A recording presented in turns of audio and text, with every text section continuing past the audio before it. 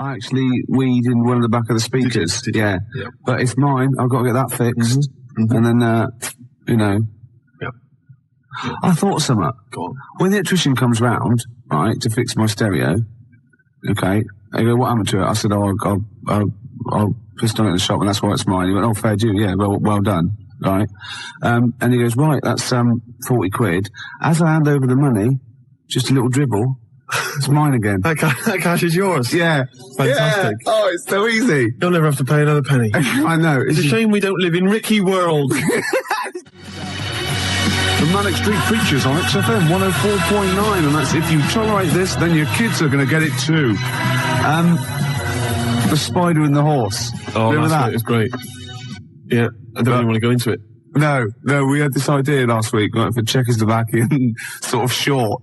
Right? Czechoslovakian animation. Yeah, with... That would be the music, obviously. Yeah, it's called The Spider and the Horse, and it's obviously a satire against the government, and the bloke, quite right, has been put in jail for the rest of his life. Yes. Yeah, and Jesuit coming around opening old wounds. Yeah. Yeah, we're just healing, right?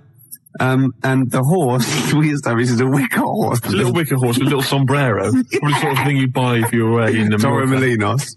And the spider is just a blacked up crab. That's it. It's a crab playing a spider. Yeah. It's a wonderful cartoon. It's called something like The Inhumanity of the Eyes of March. Yeah. The unbearable deafness of seeing. Yeah, something like that. Yeah. And it's made by Ivanovich Gororovich. No, we're going to make it. Oh, are we? Yeah, we might as well do it now. Actually, talking of ideas, Gervais, we've had quite a few people just phoning in ideas for game shows and TV things, and we never asked for any ideas. No, people have just but we like it. We'll have them. They're ours now. Yeah. 0171 580 1234. You can fax us. Just to get this straight, any money made out of this is just mine. That's right. Yeah, go on. This is from Nigel in Tottenham. He's come up with a great idea. Yeah. You get loads of a panel of blindfolded contestants. I'm thinking, who would you have there, Gervais?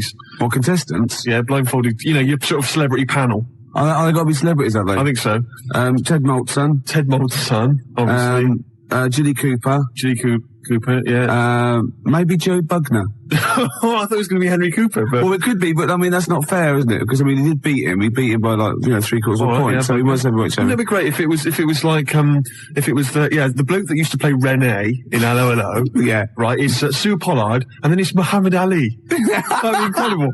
Like, Muhammad obviously now can't talk that well because of the Parkinson's or whatever, so he'd just be there, yeah. Brilliant, that'd be great. Well, Sue Pollard's a really interesting person. So anyway, you've got your panel of contestants, and you bring on, a celebrity. Yeah. Whose idea is this? This is Nigel in Tottenham. Yeah. So you've got your blindfolded panel there. Yeah. A celebrity comes on, maybe, Nigel suggests Jeremy Beadle, right?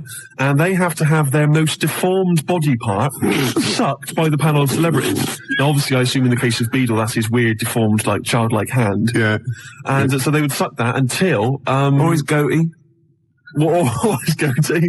And then they have to sort of suck his breasts. They have to suck Jeremy until they identified him. Oh. You know, and then... Oh, that'd be great. Oh, because it'd be like a little doll's hand down the back of your throat. Yeah. And I imagine he doesn't... Oh, no, he's probably perfectly manicured that side. The other one's a mess, though. Yeah. He can't do that one. So, that's any other deformed celebrities? I'm trying to think if there are any others. I got a feeling it might be Beadle every week. Is it, Muhammad Ali? Who is it? Don't diss Muhammad Ali, man. Well, no, I won't have that. I won't have that. Anyway. Ali's my man. Anyway, other deformed, I don't know. Stephen Hawking? He's not deformed. Not compared to you, no. Michael Jackson? No, this is libelous. Is it? It's got to be. Who's deformed? Who's deformed? Which celebrities are deformed? A list of deformed celebrities. 0171 580 2000. What else have we done? We've done funny phone calls, haven't we? We've done some funny phone calls. Did that one like Penky when we phoned up Safeway and said, have you got some cheese? And they said yes. And we showed them, didn't we? That showed them. Yeah. Oh, we've done some crazy crank calls. Yeah.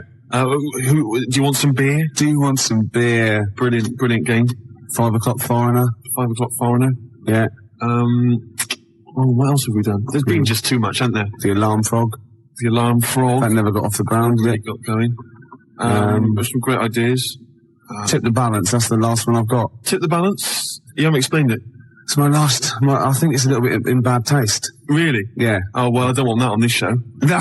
I mean, I think it's a little bit much. Really? Is it too much? Is it the most outrageous thing you've ever... Well, okay. Well, no, look, this is an idea, right? It's a board game. It's a board game. I'll send it off to Waddington's when, it's 4 simple weights, sort of just like fulcrum weights, like scales. Like a little seesaw? Yeah, a little seesaw. And there's one end is like a bowl, right? The other end is like a kilogram weight. Right. And there's 4 of those. So 4 of you sit round, and you've got to quite simply tip the balance, right? So you've got to fill the bowl. Fill the bowl, yeah. What, with rice or... No. Household object? No, bodily secretions. Right. So it's the first, Maybe you shouldn't tell us about this. Well, no, because there's simple rules. Anything that comes out your body is all right, okay, in every form. Right. Well, anything that comes out of your body, yeah. You put that into the bowl and yeah. tip the balance. So I was just thinking, if I said it quieter, it wasn't so bad. I was going to go, why is piss? Do you know what I mean? Yeah. Doesn't work right. Snot. Sick. Yeah. Spunk. Well, I was going to say cum, because then I could be spelling it C-O-M-E. Therefore, getting by some of the radio authorities rather sneakily. And spunk, as you said, is like courage, isn't it? Exactly. Like in the Waltons, they go, oh, look, I love your new girlfriend, John Boy, she's full of spunk. Yeah, sorry about that. Well, I've been carried away, Dad. Good night, John Boy. Yeah. John Boy. Good night. Don't. Right, here's the cure. We'll come back to this. 20 to 6, Ricky Gervais show. And Steve, what have we offered today? Well, we've offered Tip the Balance, the new board game from Waddington's, which involves secreting various bodily fluids into a bowl in order to tip the balance. Yeah, and the way you do, you go, tip the balance. I just imagine the front cover with sort of Granny. She's stooped. Yeah, she's just like... She's got trousers down. Yeah. She's just... she's missed it. She's missed it completely. They're all laughing. And the family are there behind her. They're clapping and cheering. The mother just laughing, doing a dustman's blow. Yeah. Right. And the 14-year-old boy, he's got... Right, okay. Well, he's enjoyed it the most, let's be honest. But what about if you know that bingo is the most popular evening pastime in the country, and there are these huge bingo palaces. Yeah, that's because with they haven't thousands of seats. Yeah. Imagine if they were all playing Tip the Balance. Very great. The smell. Oh, it'd be incredible. God, that'd be fantastic. That'd be great. You could have winner stays on. Yeah, because you'd have a disadvantage then, wouldn't you? Well, I've just. I imagine in Japan they've already got a TV show like that. I'd imagine. A kilogram's a lot though to get rid of. Yeah, you've got to have a lot of sputum. I know everything. Yeah, but I think it's a great idea. Could you give birth into the bowl? Well, no. Well, you could, but anything you put in there, you lose. So you have to be willing to. Yeah, like you can't. You could bleed into it and amputate into it, but you can't have it back. Like you couldn't put a false limb in, right? Because you win it there, because so that's sort of cheating. Yeah. But there is a thing called the fish card, where if you're all out of it, right, you're all strained out, and you've vomited and snotted, and everyone's got 0.8 kilograms in theirs, you can go fish card, right, and you can take someone else's bowl and pour it into yours, but you've got to pour it via your mouth. Right. So you take a big glug of that, and you do it, and you win. You thought this through, haven't you? Yeah. You've played this, haven't you? No, I haven't played it. I haven't got the equipment. Right. Wow.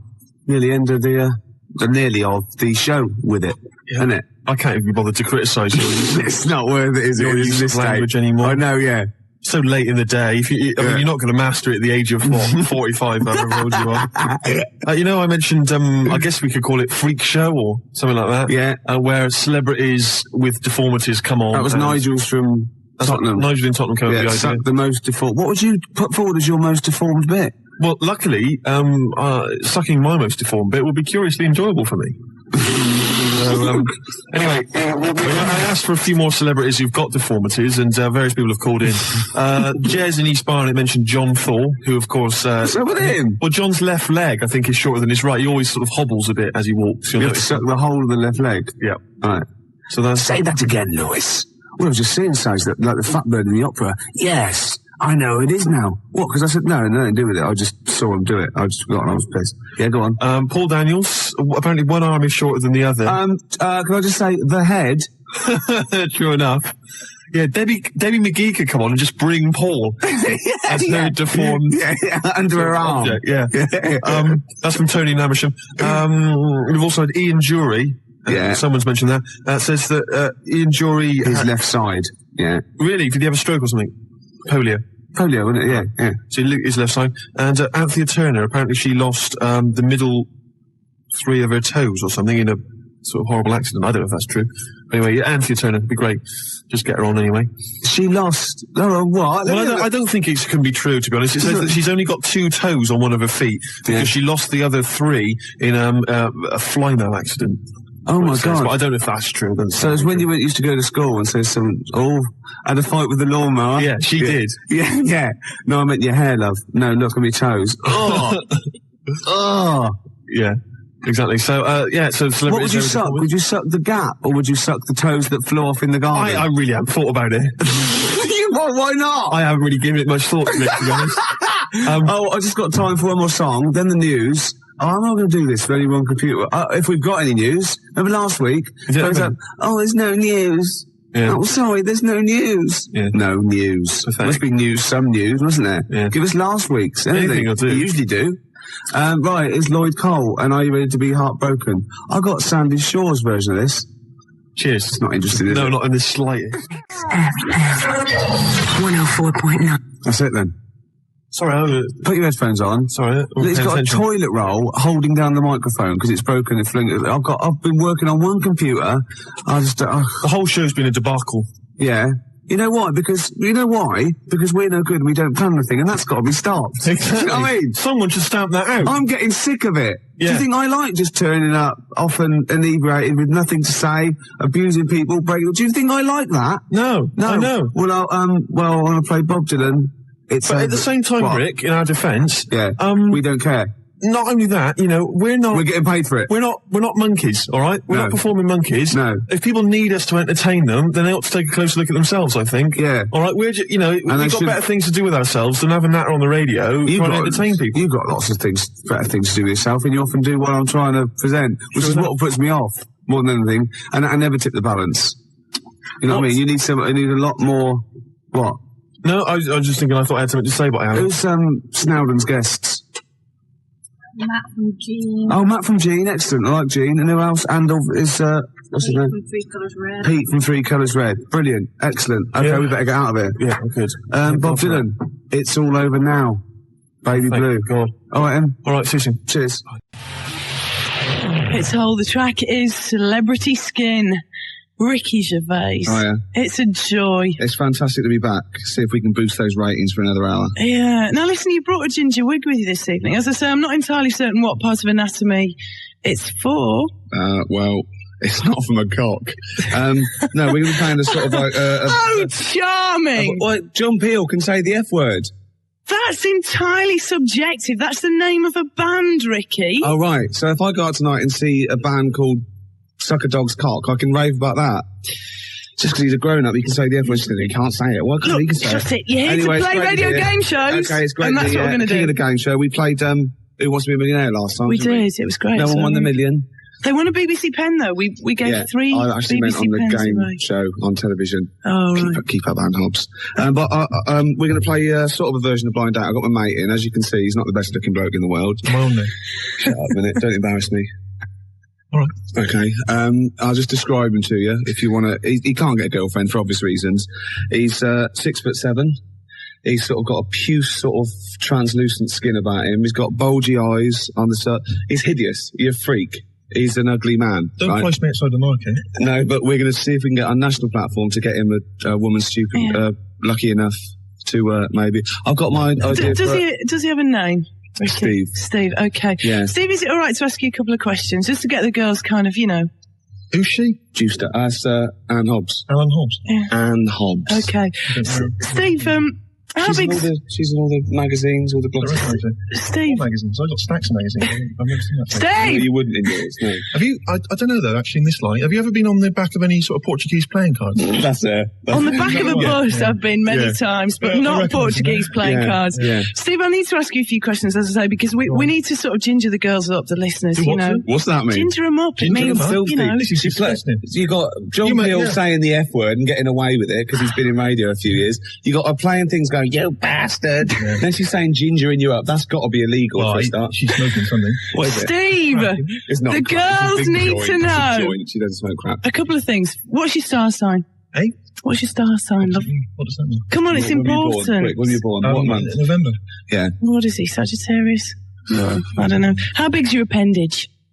My what? She's getting so dirty. She's just disgusting. I know. I didn't come in here to be insulted with this kind of thing. You can go that anyway, I've can't got you? things to be doing, Gervais. Do you know what I mean? She's the best they've got now. Now they've lost to Edmonds and Savile. What's happened to Jimmy Savile? No, he was good. He's beautiful. He loved the kids. He loves them. I think he still does love children. I've seen pictures. I know, yeah. Vicky, What's we're happened not to Jimmy doing a Savile? really good, a particularly good job at tantalising the female listeners. Okay, here. right. He's ugly. He's pig ugly. He's gimp. Okay. He's embarrassing to be with. He's so. What's the number? Give that the number. 0500 110 100. That's the number you need if you want a blind date with Ricky Gervais's desperate mate Yeah, tonight. Yeah. Yeah.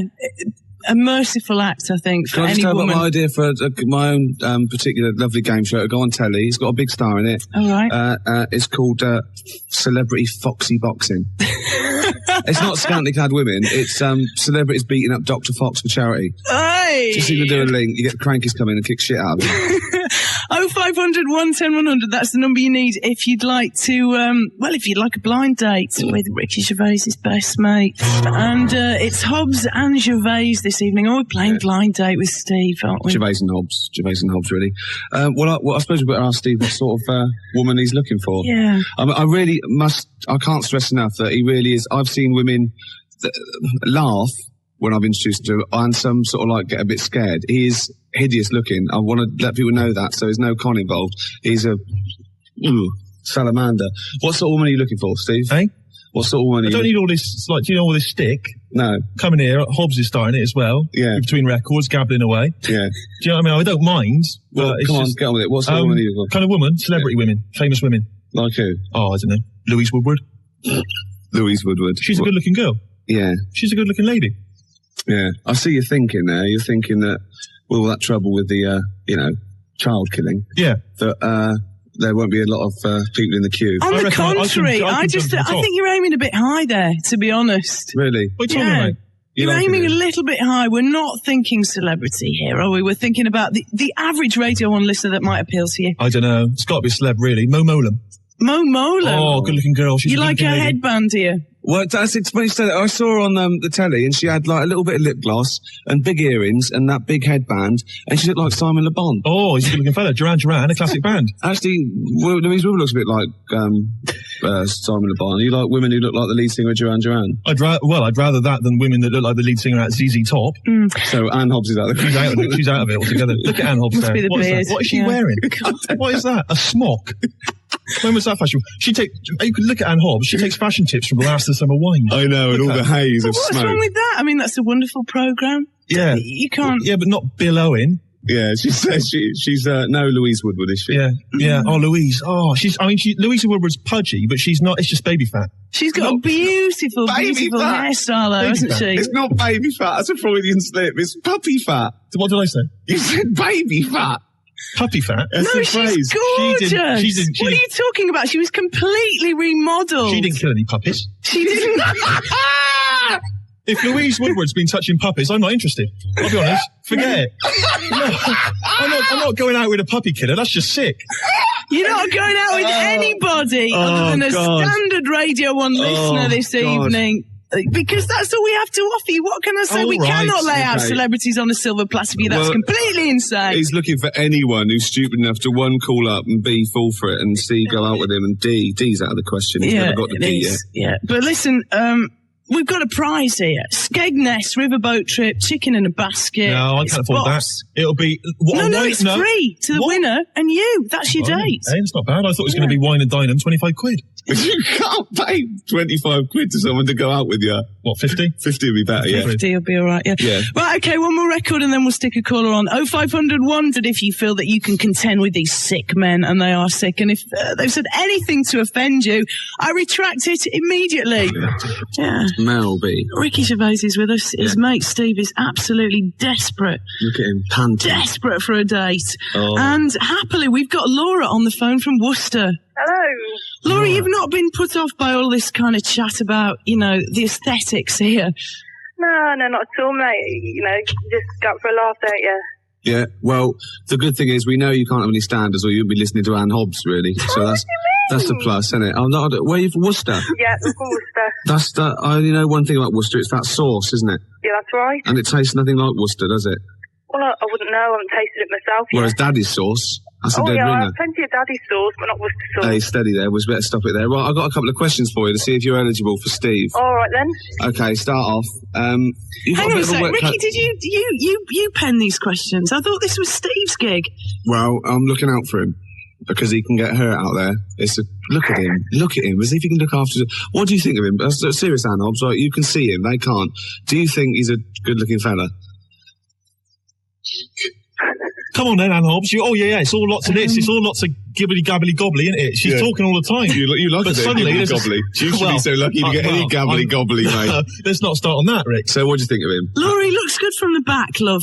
Oh, here she is. Do you still do that one, do you? Here's the old Alan Hobbs here. Yeah, just who are you nattering going to away. talk to Steve like that? What's going on here? I don't know. I didn't come in here to be insulted. What kind of woman's You this? can go anywhere, can't you? Right. Ricky, questions, come on. I take that off that Chris Moyles. He's hilarious. He's Yeah. a zany Right, bloke. Chris, He's leave me mad. alone. He's mad, isn't he? Yeah, he is. But yeah. not this Alan Hobbs. No, Alan Hobbs. Right, Laura Yeah. from Worcester. Have you got a bit of a West Country accent as well, haven't you? No. Oh, sorry. Just get on with it, Rick. God's Okay, sake. what's your favourite band? My favourite band? Yeah. I like a bit of Radiohead and like... My iron lung. My iron lung. You hate Radiohead, What are you Steve. talking about? I know it all. You told me you hated Radiohead. I know all the songs. I know all the lyrics. Yeah. What is that I Hate Radiohead t-shirt you No, shut up, Anne Hobbs. If she comes in, look at her. I She's know. got it in for me, Alan Hobbs. Yeah. I know, yeah. She's Which is, so outrageous. Let's try another question. hang on, let me ask. Come on, If me you're ask. not careful, Anne Hobbs, they'll push you to after midnight. Sorry, let me ask a question here? All right? No, seriously. What's her name? Laura. Alan Hobbs. Shut up. This Laura. Oh, Laura. Do you like Aswad? Aswad. Aswad. I don't think I was around when they were around. Of course she doesn't like Aswad. Well, good. No, excellent. You love Aswad. Shut up. You hate Radiohead. I've never heard any of their songs. I don't know any of their songs. Okay, you got one more question. Go on then. All right, I'll ask a question then. What's her name? Laura. Yeah. It's simple things like that I need to master, isn't it? Write it down. Do you like those people, Laura, who like torture monkeys? Laura, not Nora. Whatever. I'm back to last summer wine again. Oh, Nora Batty.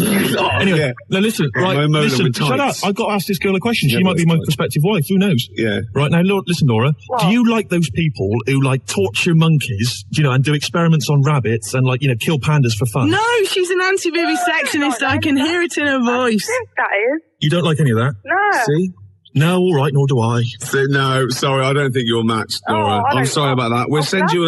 Lovely. No, seriously, Rick. She'll be all right. Can we send her a Blue Peter pen? We can send her a Can I? BBC pen. I'll have a Yeah. go. Yeah, why Laura, not? stay on the line and She'll do we'll it. get your address. Are you really going to blow this girl out? She sounds like a dream I'm sorry, to me, no, I Ricky. don't even know. Of course I'm not going to blow her out. Rick, I'll do it. Oh, this one I do. No, you can't. No, she'll do. She can't. She's fine. And astonishing as it may seem, we actually have another contestant on the phone. Who's Can you this believe then? this? Who's this? This is Charlie in Oxford. Hello. Don't do it.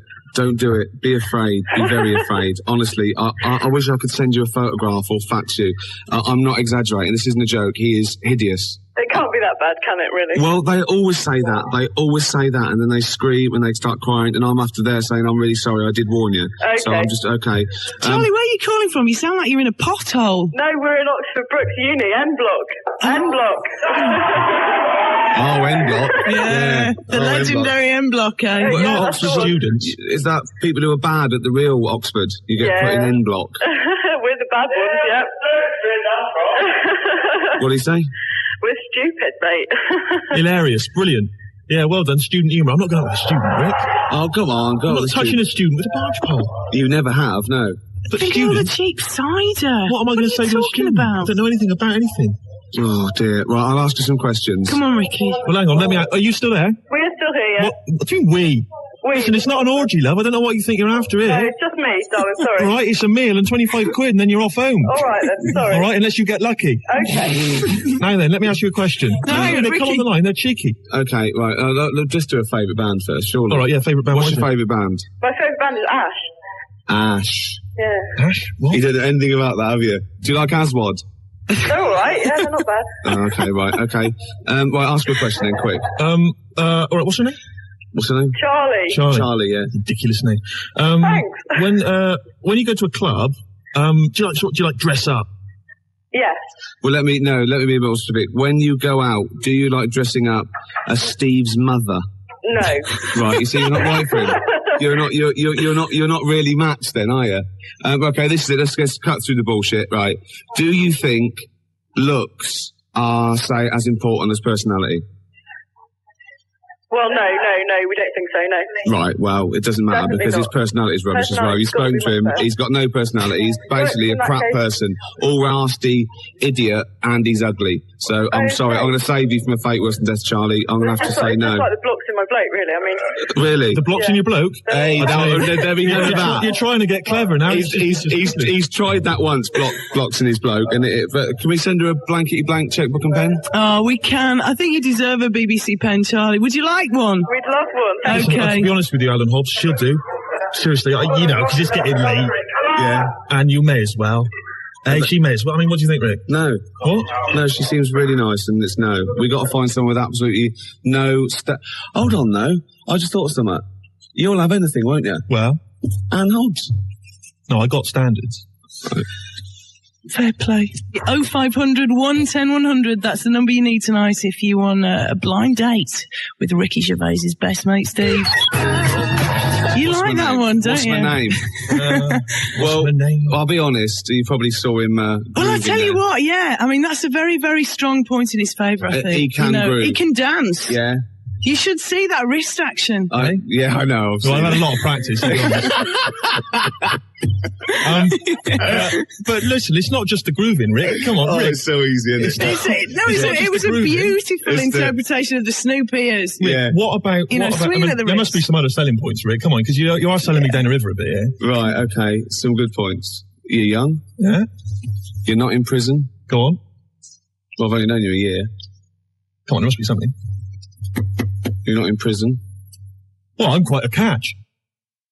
Date with Steve tonight, but 25, 40 quid. Put up to 40 quid. yeah, I'm not made of money, 40 Rick. Then go on. 30 quid. 9 minutes we have to do this before the news. So 9 minutes is more than enough for Steve, isn't it? I'll tell you what. So, Steve, it's looking grave, isn't it? Really, It's like a what? it's looking grave. We've got one last chance. We have one last This chance. will be it. Yeah, and it's Wayne. He's on the phone from Manchester. Wayne, are you with us? Wayne. All right, mate. All right. How's it How you going? doing? Wait a All minute, I'll right. stop you there, Gervais. What? No, are you up for this, are you, Wayne? Up for a blind date with Steve? Yeah, much for anything. Excellent. Brilliant. Gervais, I'll stop you there. What? He's a fella. Yeah. You all right, Wayne? He might just fancy a pint. Yeah. You know what I mean? Yeah. I'll tell you, once he sees me, he won't want to drink anything, eat anything. I'll tell you, he'll only have one thing on his mind. Yeah. Get out. Yeah. No. He's up for it. So, He sounds keen to me. Yeah. Right. Okay. I'm heterosexual, Rick. He's a fella. Steve, you've got no chance with either sex, so it won't make a difference. Why restrict yourself? In fact, I'm thinking you probably shouldn't restrict yourself to the human race. And if Wayne's up for it, he's warm-blooded, he's human, he's from Manchester, I know. He's obviously got a sense of humour. He's which is obviously very important. Yeah, wait till he sees him, he'll lose that straight away. Well, I've got to ask you a few questions, Wayne. Go on then. So do you like walking on the beach? Maybe in the sunshine? Maybe in the rain? Do you like poetry, for example? Yeah. Yeah, what's your favourite band? Do you like My favourite poet. No, what's your favourite band? My favourite band. Yeah. It's got to be the one and only Oasis. Oh, Steve loves Oasis, don't Yeah. you? It's got to be. I've never heard him. Oh, he loves Oasis. I don't, Oh, what's your favourite food? Do you like Aswad? Aswad. Yeah. Shine like a star. Oh, he does. Oh, yeah. he knows it. I bet you love could that even one. sing the chorus for us, can you, Wayne? Shine, Come on, can you shine sing like the a chorus? star. Come on and shine. Oh, Shine like a star. yeah. Shine so bright. Oh, this is a Like the match star made in that No, you I've never are. liked Aswad. I've always thought they were a bit weak, sort of kind of cold reggae. I've never liked it. Oh, Alright. fantastic. Oh, so you're quite open-minded, are you, Wayne? At the moment I am, yeah. Yeah, you'll try anything, won't you? Yeah? Yeah, Once. excellent. Did you like to experiment? Sort of like push the boundaries back? Yeah? Fantastic. Right. Looks like okay. we've got a winner. No, Right. No. Okay, well, it's Forget on. the BBC pen. We've run out anyway. You'll have to come down to London, though. I thought to be safe, maybe you could meet somewhere. Well, Ricky, we've got the Skegness Riverboat trip all set up. Chicken in a basket laid on. Will you come back next week and tell us how it went? Yeah. Fantastic, Wayne. Brilliant. That is I don't think fantastic. it'll work out. No, I don't Total result, Ricky. After you, No. Steve. Oh, yes. I don't think it'll work out. So, Ricky, we made it. Can you I believe knew we would. it? No, I never let him down. That is excellent. Looking forward to the date? Well, when is it? Because I can't make it. Well, you don't know when it is yet. No, I can. You'll be all right. You'll be all right. Don't I was worry. thinking It's not what I was looking for. I was looking for sort of, a kind of Monica Lewinsky type, Yeah. sort of person that you know what you're going to get before you even start. There'll be no embarrassing things like, oh, Monica, I've got this idea. Would you mind? Yeah, Well, exactly. she's already at it. I've got some cigars. Well, actually, no, I got a packet of Camels. Will that do? We could actually probably stump up for a couple of Radio 1 knee pads, though, couldn't we? Yeah, To take away with him tonight. we What kind of a mind she got? I know. Stephen Wayne. I'll It's tell you a what, Alan Hobbs is beautiful famous for it. Is she? partnership. Have you still got those playing cards? Those playing cards. Man alive. Is Wiley on them as well? Wiley? Yeah. Oh, dearie me. I tell you, Wiley, the poor man's Anne Hobbs. Really? Let me think. Well, that's very nice. That's very nice. Isn't that's a touching compliment? We isn't can't it? come back, can we? 'Cause You can't you're ever again. going after 12. I know, yeah. So, This is it, a fond and final farewell. Well, it was short-lived. Yeah, Story of my life. yeah. Well, I'll see you all. Thanks for listening. See you later then. Cheers. Bye. It's Mary and Hobbs on Radio 1 till midnight. Right now, it's for the news with Phil Williams. What happened to Foucher? Never mind felching, it's 11:30. 97 to 99 FM, Radio 1 Newsbeat. Well, in that case, Slade it is then. no, Black Sabbath. Slade, I'll get lost. Slade. And if we're counting Black Led Zeppelin, Sabbath. if we're counting Led Zeppelin, obviously Led Zeppelin. No. Black Sabbath. Sabbath are better than Zeppelin. Oh, come on. No. You're wrong. You're having a mental aberration if you think. Go on, give me an example. Well, there's a fantastic story. Just the ludicrousness. Is that right? Is that a word? That's a word now. Ludicrosity. That'll do, yeah. Tony Iommi was asked when they hit big in America what it was like for Black Sabbath, and he said, it was mad. We went back to the hotel, and there was like 10 Satanists sitting outside the hotel room, all dressed in black, with black candles. So he blew the candles out and sung Happy Birthday to them. Yeah. So that is but Led proof. Zeppelin said, been a long time to the rock and roll! And I think that sums it up. Are you squeezing your lemon? Yeah, I'm squeezing my little lemon. I'm putting my little cocktail chipolata on the table between two pickled onions and seeing if that And the fat juice is bridesmaid- running down your leg. Yeah, and the juice is running down my leg, indeed. Well, we've embarrassed ourselves. Yes. I think in a way we might have embarrassed XFM, and I know. think certainly Mainly, we've embarrassed London. London. Yeah.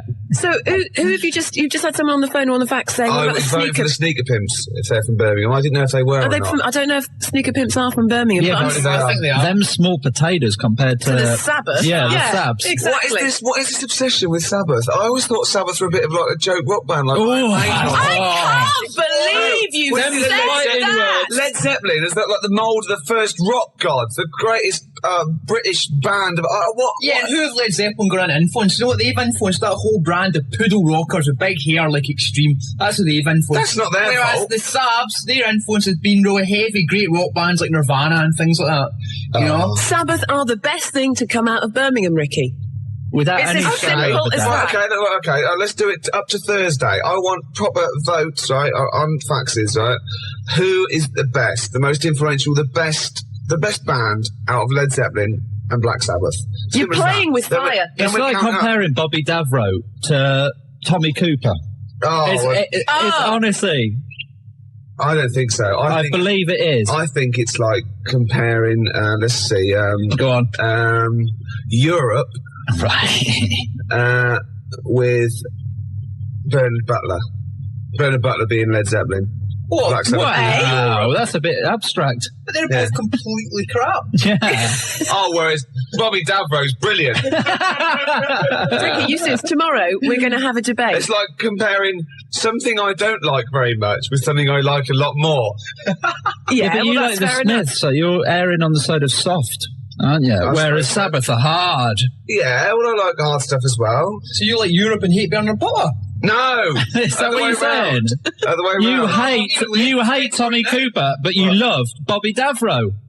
How's that work? No! Well, that's what you're saying. They're twisting it, Claire.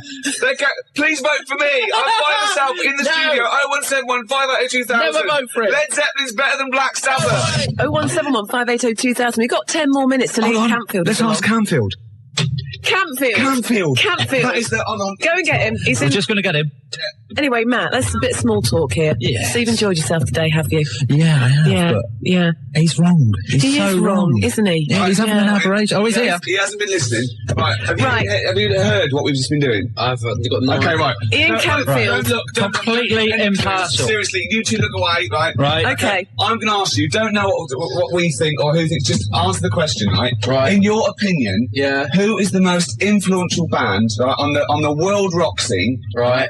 Don't give me any clues. No. No, we're not saying anything. Who, in your opinion, is the most influential band, the better band for you, and who influenced more people, out of Led Zeppelin and Black Sabbath? And what scene? The rock scene. They're all rock the most scene. influential in rock and The pop. best band. Yeah. Best band. It's got to be Led Zeppelin. Yes! Yes! I'm taking that. Yes! That's it. You're scum. That is it. You're scum. Because Led Zeppelin were Led Zeppelin when they weren't. They folded up Black Sabbath, great albums with Ozzy Osbourne. 20 years after that, I'm afraid they went crap. You didn't stipulate the Ozzy Osbourne people. You said, if we asked Campfield, that would be definitive. You said it. You laid it on the line. We didn't give any clues. Campfield said, Led Zeppelin, that's it. I'm happy with that. Play a record. Right, this is incredible. Don't even talk to them. Why? They're What's happened? David Keenan took all these, right?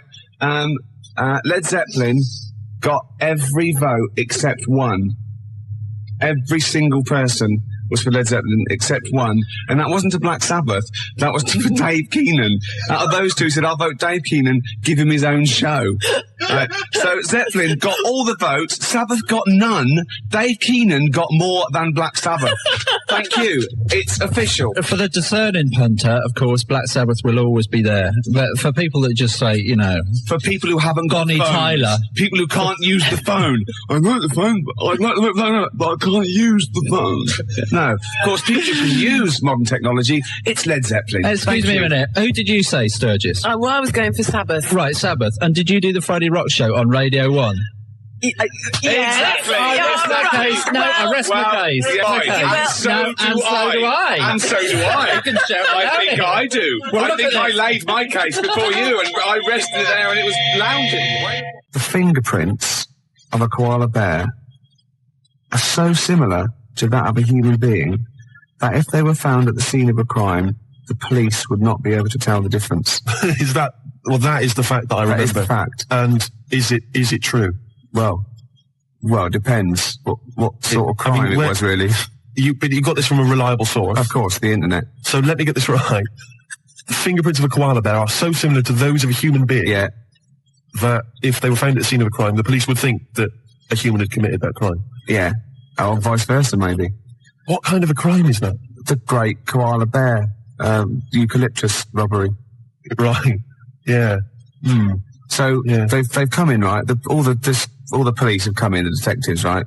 Quincy's come strolling about half hour later, and they go, "It's all right, Quince, we've solved this one. This is obviously a human being." He goes, "Oh, is it? Oh, is it?" They go, "Well, yeah, of course it is. There's a bloke here. He's been bludgeoned to death with a lead pipe in the conservatory. He's a big lad. It's probably a 6-foot bloke, and he's hit him with the right hand by the window." Quincy goes, "Oh, it's a 6-foot bloke, was it? Oh, yeah." They go, "Yeah." Well, he goes, "Oh, right, no, it's just that, you've ruled out the possibility of 5 koala bears standing on each other's shoulders, have you?" In a long coat. Yeah, with the trilby on. Obviously. The bottom one's the fat one going, "Oh, where are you going?" And the top one's going right, left, and they've snuck past the security guy. Yeah, and they've got... He's just said, "Go on through, sir." Yeah, yes. Go on through, yeah, it's at press. Yeah. They've gone press, right? And they've gone in there, right? And they've got this bloke, they've got his confidence, they've got a false moustache, obviously. Of course they have. Like you're growing, right? And they go, "All right, mate." And they go, "Oh, what's that over there?" The top one's got, and the bottom one's holding it all up. Then they just scatter. Dump the coat. They just leave a coat, like an empty coat with a hat on it. Right? And the thing is, I think Quincy knows because he's already rounded them up and he's got a confession out of them. Right. And so he's just being really smug. And they're going, oh, yeah, it's a bloke. Yeah, it's a human being, yeah. Well, look, Quincy, the fingerprints.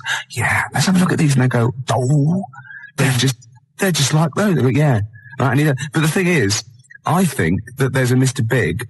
Do you? Yeah, but he's up the tree getting stoned on eucalyptus going, he's counting his cash. He's just up there hanging loose, counting his cash. He's fingerprinted. He's got an alibi.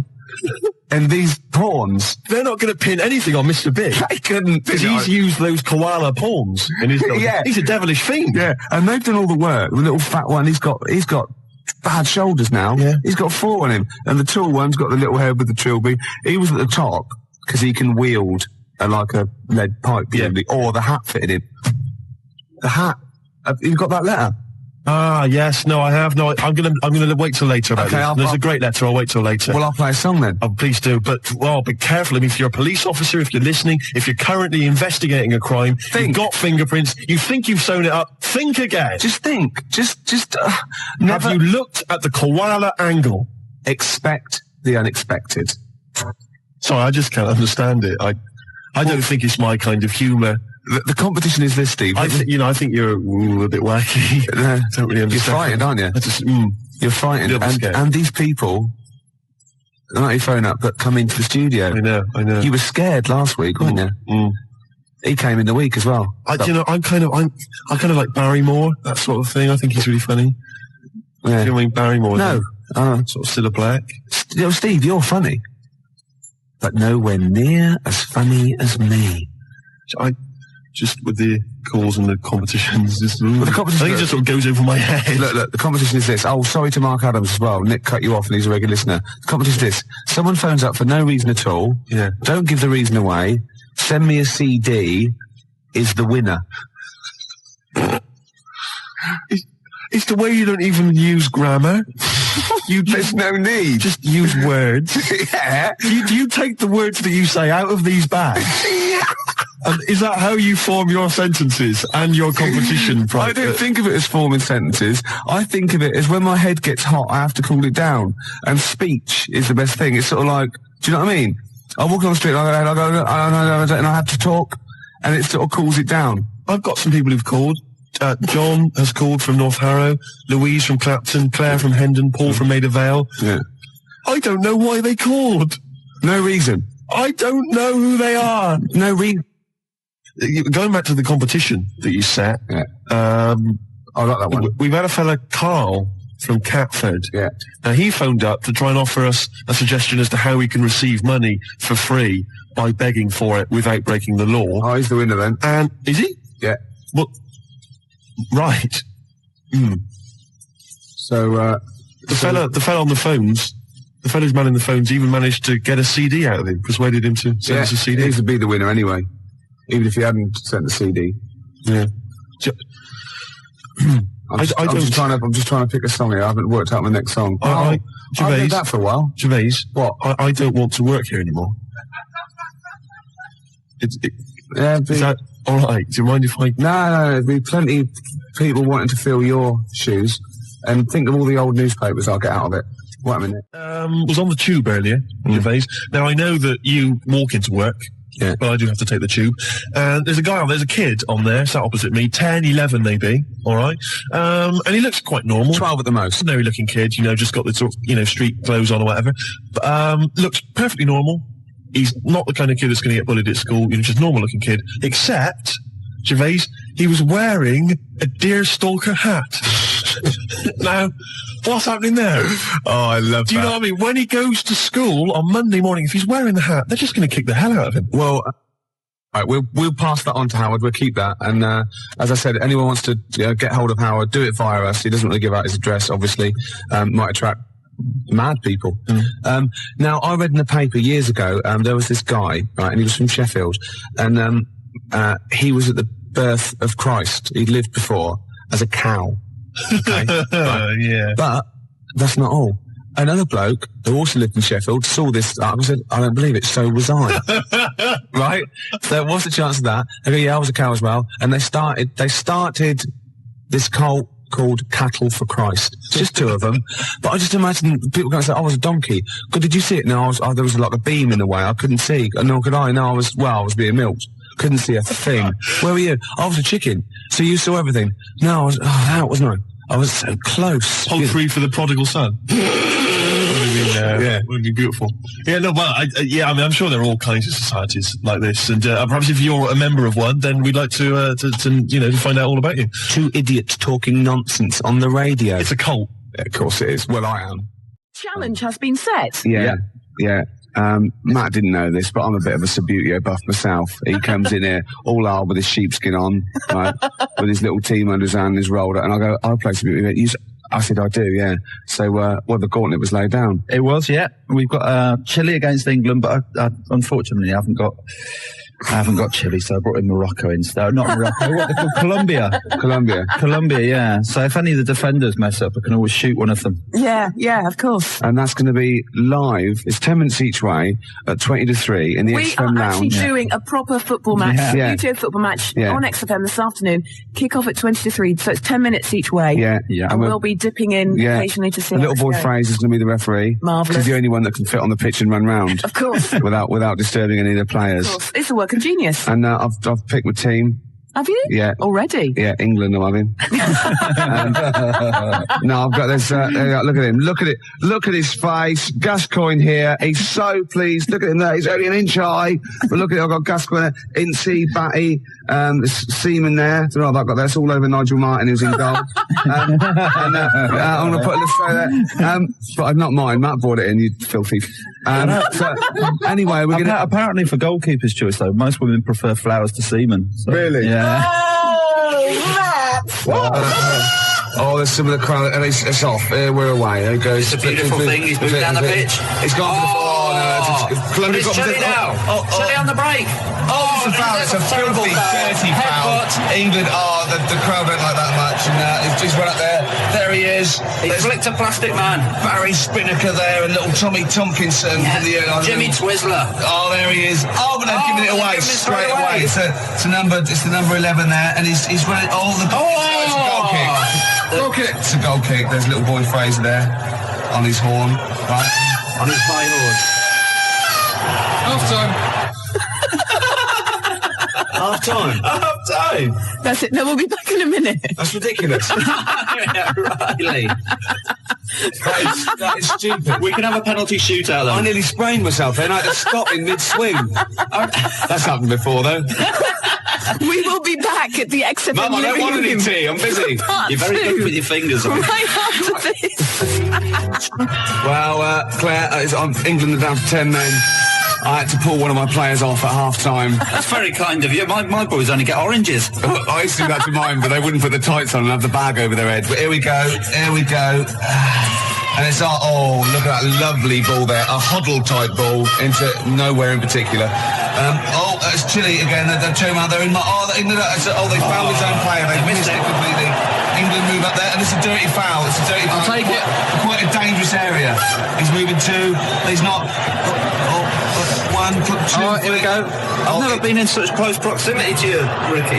England in possession again. Oh, look at this move here. It's like you have to... They're keeping it. They're playing with the ball now. It's a foul. He's going to take it quickly. It's there. Foo Fighters, Best of You on XFM 104.9. I'm Ricky Gervais. With me, Steve Merchant and Karl Pilkington. All right. Carl's had a bad week. I'm going to say it straight away. He tries to rule out stress in his life, but he's had a bit too much stress this week, haven't you? A phone call from his mum, stressed him a little bit. Right. Something he said in a magazine about his auntie. Came back to haunt him. Auntie Nora? Auntie Nora, yeah. Don't name her. No. She knows who she is. No. Okay, we won't name her. Right, we just say it's the one who farted for 5 minutes, and as he saw a skirt when he was young, and I found it like a split tennis ball. So it could be any of me aunties. That coming up, and also a bloke in Times Online, Chris Campling, did a review of the show, right, and basically said that Karl Pilkington is a creation of Gervais and Merchant. Well, if only that were the case. He said. He started off saying he liked the show. Yeah. He was excited. Said it was a good show. a lot of the jokes. I'm already questioning his critical faculties. Yeah, exactly. And basically said that we didn't contribute much, or seemingly didn't seem to contribute much, and we couldn't sort of like ad lib or anything. We just laughed at, particularly me, laughed at Karl Pilkington, who was coming up with some, quite funny stuff. Yeah. Right? But then he does a twist on it. He goes, but the thing is, we're the puppet masters. He's a created person. We've created the persona Karl Pilkington for our own amusement. Right. He bases this on simply that we talked about, what was it we talked about? The Chinese not aging well, and he heard him talk about that on my DVD. But clearly I say, Karl, remember when you were talking about that? It's a news, or remember in the week, and so he thinks it's all scripted now. Imagine if this show was scripted. I'd be ashamed. Yeah. If this show was scripted, I would send back the BAFTAs for the actual shows we've written, and I would say... I'm having a go at Chris Campling. He's nice about our other work. He likes The Office, and he likes my stand-up and everything, and he likes the show, but he's saying... Because we're not spontaneous, we scripted this and invented Karl. So he's like, we've invented another Gareth. If we had created Karl, I would not have squandered a character that good on this poxy radio station. Absolutely. Also, does he know that we spend about 3 months on half an hour script? So how long does 2 hours of drivel? But the main thing is, as if this could be scripted, it's dreadful. It's shocking. Or maybe this is scripted. Hang on, you've lost me there. Let me just check the script. Maybe Chris Campling does not exist. Maybe I've made him up. I don't know what to believe. See, the name doesn't wash with me. What was his name? Chris Campling. Sounds odd. That's something that I made up, isn't it? Campling's almost like a joke. It's almost like a gay name, isn't it? Oh, he's a Campling. So I think this is scripted. Yeah. I think I've probably made this whole link up, and Karl is a creation. Campling, that's not a real name. No. I made it up. I should have come up with something better. Yeah. Sorry. Down to the River by Bruce Springsteen on XFM 104.9. So, that little fella in the Times thought Karl was just a puppet. We created him. He's an actor. What's his actor's name? Brent Hogwell. We got him from a Spotlight. Brent Hogwell.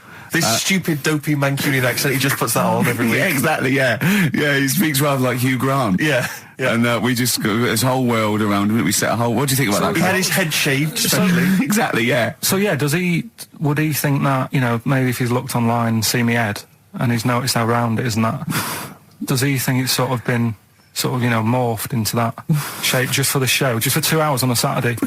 Yeah. You spend 5 hours in prosthetic makeup like John Hurt in The Elephant Man.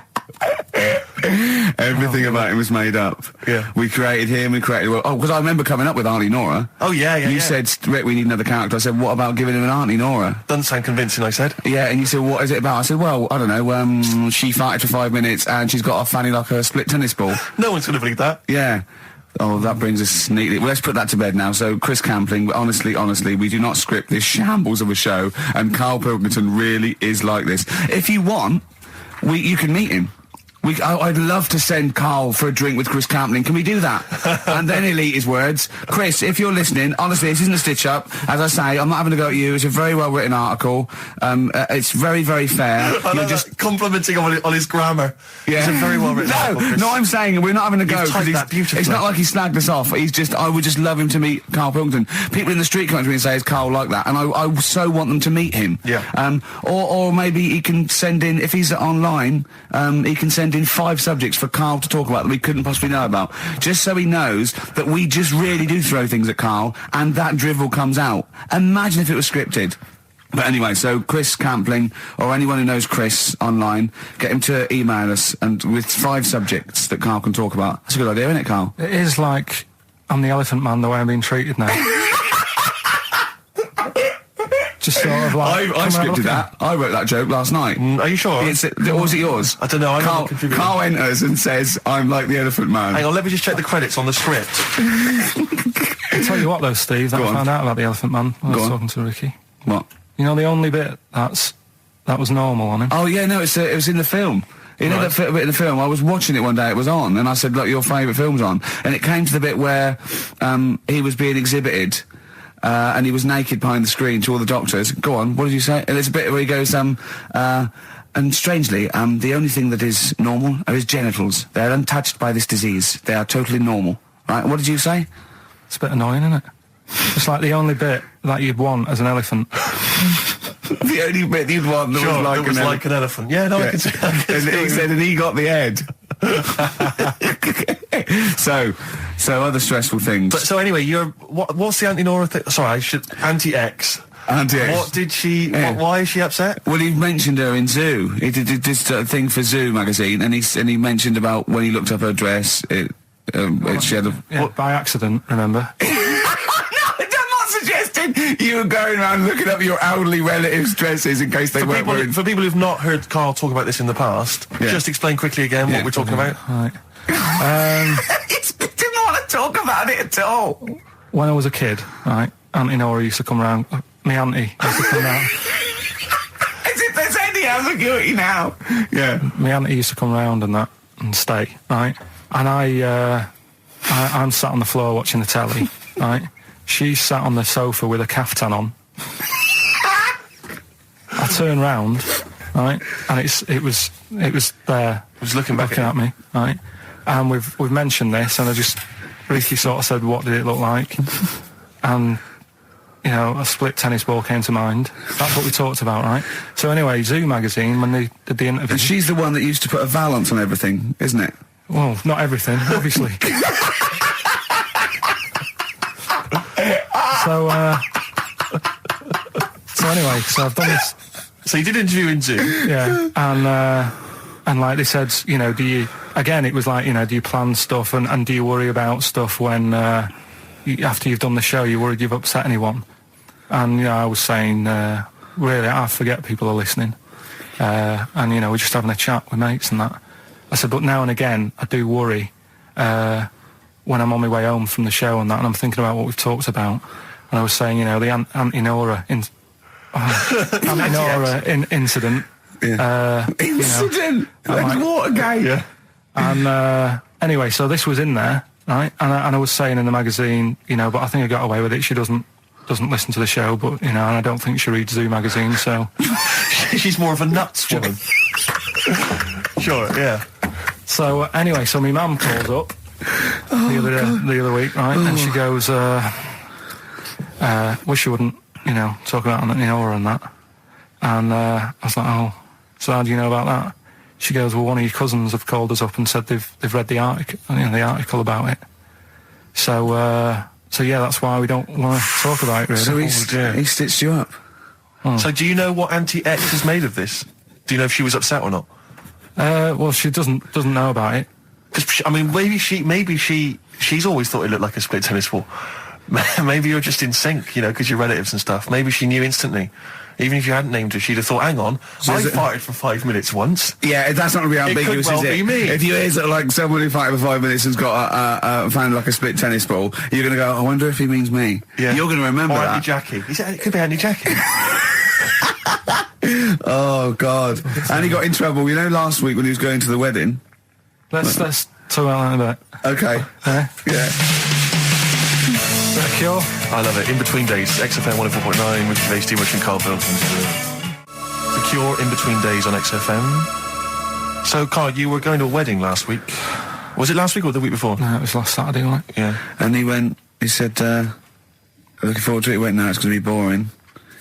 Suzanne was listening, knows that the couple were taping the show. So she had to get in there before you, didn't she? She went up to him and said, look, when you're listening to the show and he says it's going to be boring, he didn't mean you, he meant weddings in general. I love the fact she has to run around and clean up after him. It's great, isn't it? How was it? Do you not like weddings? You're not a fan of them? They're only good for the people involved, aren't they? What are you talking about? You're getting free food, free booze, free music? Yeah, but... It's just all hanging about, and there's loads of people there you don't know. Absolutely, I agree. Do you know what I mean? You've got to make an effort. And even the bit that was important, right, when they were getting married, right, there wasn't enough chairs, because it was, all the family gets the chairs, don't they? So I was sort of stood at the back. Stood at the back and that, watching, and I couldn't hear what was going on, because a woman was breastfeeding the baby. Oh! But what? Well, how loud was this baby going away? You couldn't hear what was going on. So it was slurping and that, and she was like, I just thought, how hungry is it? Could it not have waited? Because you've all got to wait for the buffet or whatever later. I know. but also just in this. Well, there was day and two, age. wasn't there? Why didn't you always? The only thing that annoys me with weddings is the gift. It's the gift thing. Because, like, you buy these gifts, right? You spend a little bit of money, maybe. You know, I like to be a little bit lavish if I go into a wedding. Oh.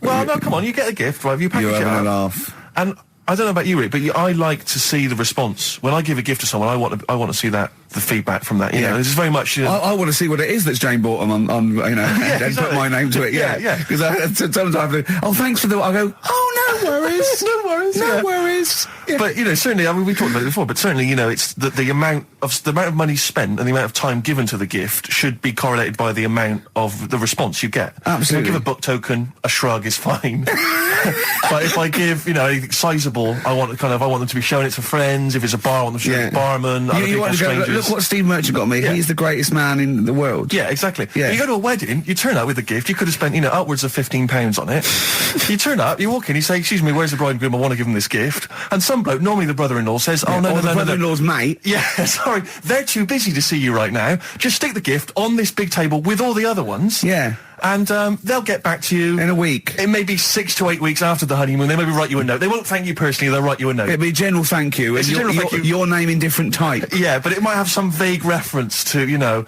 what you did, but it won't really be personalised. Yeah. The set of mugs, again, will be in different type. Exactly. Thank you, Steve Merchant, for your wonderful gift. We love mugs.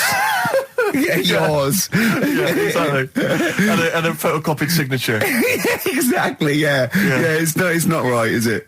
Oh dear. And also, of course, as well, if there's a baby involved, you know, perhaps they had a kid out of wedlock, and that's why they're getting married. There's normally the little baby signature as well. I hate that. Like the baby signed it. From Paul and Sharon and little Billy. Be Ben these days. Ben. I reckon. What do you think, Carl? How was the wedding, by the way? Did you buy a gift? Suzanne sorted something out. Yeah. What? I don't know. Oh, actually, no. We're going away, having a week away with them. That's your gift. Yeah. What we're going away. No, we're going away to Cornwall or something, and yeah, that's it. We've sort of paid for a place to stay and coming along and that. And their gift is to spend a week with you in a confined space. They'll have a great time and that. Will they? Yeah, it's fine. Can I get a pen? I'm making a note of how many times you say "and that" during today's show, and so far there's 3. I've noticed 3. I need to make a note of it because I think we can have a competition here.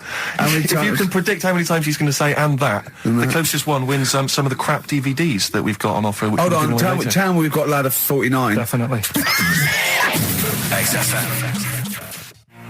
Landed Ben Folds on XFM 104.9. We've had an email, Rick, from Simon Whittaker. He says, he's throwing the question to Carl. Have you seen the video for that Ben Folds song where there's apparently a monkey working the sound desk and shifting the piano? Yeah, you want to check that out. Talking of monkeys working the sound desk, we've also had a lot of emails directed at you. Yeah, a lot of emails directed at you, Carl, asking if you saw this programme that was on in the week. I think I didn't see it. I think it's called The Strangest Village in Britain. Yeah. Did he watch it? He called me 6 times during it. Called me 6 times. Now, just explain briefly what this was, because I didn't see it. Well, it was a sort of an experiment. I think I can work out from the sort of 70s, and it was sort of run by, from what I can make out, mainly sort of German Christians. Right. And what it was people with various disabilities or mental illnesses, Down syndrome, autism, bewildered, you know, and they were living normally in the community. And there was 300 people in the village. Half had some sort of problem, mental problem or disability, and the other half were sort of carers. And I mean, it was very, very strange. And where is this village? It's somewhere in this. It's up near Whitby, isn't it? Yorkshire, right. Okay. But he called me. At various points. We were watching that. It started off. He went, "Geez, if that's the beginning, what have they got coming up?" Then there was 2 fellas, and the phone rang, and it went, "What is going on?" And it was 2 blokes who had created their own language. And they were going, and you go, and it was an interesting program anyway. I love documentaries like that, but what made it twice as good was that I knew that Karl was getting confused. Yeah. There was one bloke that went round interviewing people, and he'd just have a string of questions, and he'd go, have you ever had curly hair? What's your favourite animal? Have you ever seen a badger? Alright. And Karl was getting stressed. It was stressing me out. Because he was trying to think of the answers quickly enough. He was sort of saying, do you like mosaics and that? And I was like, oh, I do it. And the next question was coming in. It was like Mallet's mallet. Do you know that sort of that word association thing? I was stressing me out. But he said he wanted to go there. He actually said, could I go for a holiday there? And I went, well, I doubt that. I don't know. Maybe you could go on a visit. That would be great, wouldn't it? For Karl to walk in there. But the thing about it would be like, Karl would be the ruler. He'd be the king. It would be that, in the kingdom of the blind, the one-eyed man is king. I mean, he would just dominate. I don't know. There were some of them were quite clever. Really? Yeah, I don't think I think he'd probably be average. Yeah. I don't think he'd... Okay, he'd just blend in. No, I don't think he'd shine. Because a lot of them were quite good at some things, weren't they? He didn't like the angry bloke who punched them. There was this really sort of sweet Down syndrome woman called Nan, and she hadn't hung her coat up, and this angry bloke was going, if you don't hang your coat up, I will. And he punched her, didn't he? Yeah. And poor Nan got it in the neck from everyone. There was another woman bullying her, wasn't he? Yeah. But you like the little... The little Down syndrome fellow with the woolly hat who was helping that woman. If I went there, he's the one who had sort of humped down and said, come on, let's go for a pint or something. Sure. But, incidentally, do you like mosaics? We didn't establish that. He's still thinking about it. What was his name, that one, that you liked, that you wanted to hang around with? What was his name? I can't remember.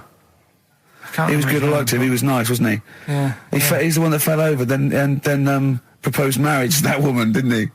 Yeah. I remember, I was on I don't know if this is alright to talk about. I mean, it happened, so, not worried about it. It's alright to talk about. Everything's alright to talk about. But I was on the train, right, coming from Manchester back to London, right? Yeah. And got on it. It was like a Friday night. And it was heaving, like the last train is and all that. And absolutely chocker. Right? Yeah. So I'm walking through the carriages, thinking, is he in his seats anyway?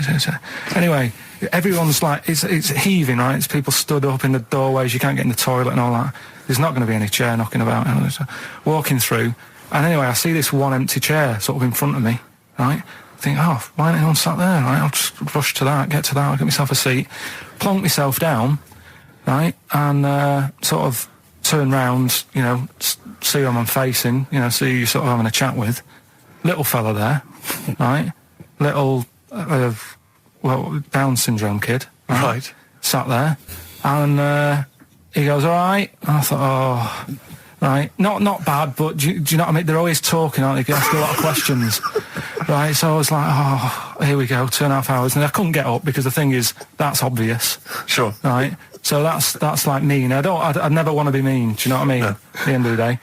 So anyway, I think, I'll go to sleep. Clever. Right, so I shut my eyes, and he leaves me alone and all that. So then, my phone goes, and I think, right, what do? Do I ignore it? Or do I open my eyes and see what it is? Anyway, I open my eyes, it's Ricky calling about something. About nothing, probably, actually, thinking about it. It wasn't even worth answering, right? So anyway, but I'm awake now, aren't I? So he's like, hello? And I'm like, all right, mate. And he says, you're muscly. Right. Oh, God! And I said, yeah. And he goes, why? So I said, no, just am. It's, again, stressing me out, because I was thinking, why am I muscly? I don't go to the gym. And, I'm not muscly, I'm in good shape and that. Well. So then he wants an arm wrestle. On a crammed train from Manchester, so I've got another hour and a half of this. When you talk back, he'd soon have got up and left. If you'd have started asking him questions, he'd have got up and left with the drivel you come out with. So anyway, do you know when you're under pressure, you're thinking, well, he's said that I'm muscly, right? So do I do it or not? And there's people watching, you know, not joining in, not sort of having a laugh and that with me, just like watching but pretending they're not. Oh, and I'm at one of those table seats, and he kept saying, come on, I want to arm wrestle. And he was getting loud, and I thought, I best just have an arm wrestle. What do you mean? What do you mean? I best just have an arm wrestle? Well, what do you mean? Get it over and done with. I had to... if he's going to keep asking, I had another hour and a half on the train. Oh, God. So anyway... Oh, my God. I'm thinking who won. Well, I'm thinking, were people putting bets on? How was it working? It was stopped, and just as well, really. What do you mean it was stopped? So violent was it getting? No. He was winning. I was struggling a bit, right? Yeah. And he was really, like, you know, taking my arm down, and then he sort of let go and started laughing. And I thought, thank God he let go, because I would have made, you know what I mean? If I lost that, everyone's in the train looking, and all the rest of it. It's suddenly serious to him. He's got to win this. Anyway, Pilkington. But then he just, then we were chatting about favourite food and that. He liked sausages. And I said, you know, he said, do you like sausages? I said, yeah, they're all right. I like a bit of Chinese and that as well. And he was saying, oh, I can't have Chinese. Not allowed Chinese. Why? Don't know. He just said, it's not allowed to have it. But yeah, I had a good long chat about stuff and that. But so you enjoyed it in the end? In the end, it was all right. Yeah, it's just. What do you expect? Okay. No, but it's that thing, isn't it? It's whenever you're faced with something different, it's always awkward, isn't it? And that's the thing. You're talking about him now, are you? And I think I did all right because everyone else was ignoring him, but I probably made his day pretty good. Yeah. We were a nice bloke. I like the idea that newlywed couple are probably thinking that's going to be a similar journey down to Cornwall. Rick, I know you like to occasionally share your musical tastes with the audience, and you know, just talk about what you're raving about at the moment. But I can't get enough of this Bright Eyes album. I'm wide awake. It's morning. It's brilliant. Beautiful. It's beautiful. There's so many great tunes on there. It's one of those albums where it actually holds together as an album. You want to listen to it from the beginning to the end. It's dynamite stuff. I'd say go out and buy it. Oh, I recommend it to anyone. Talking of going out and buying stuff, Rick, remember? Well, you wouldn't know about that. Well, no. This is why I had to put out that appeal for free stuff, and you know, we did mention that at the beginning of the first show, because you know, we don't tend to get sent a lot of the usual kind of treats that a lot of radio stations and radio DJs get sent. Certainly, we never get sent music, Rick.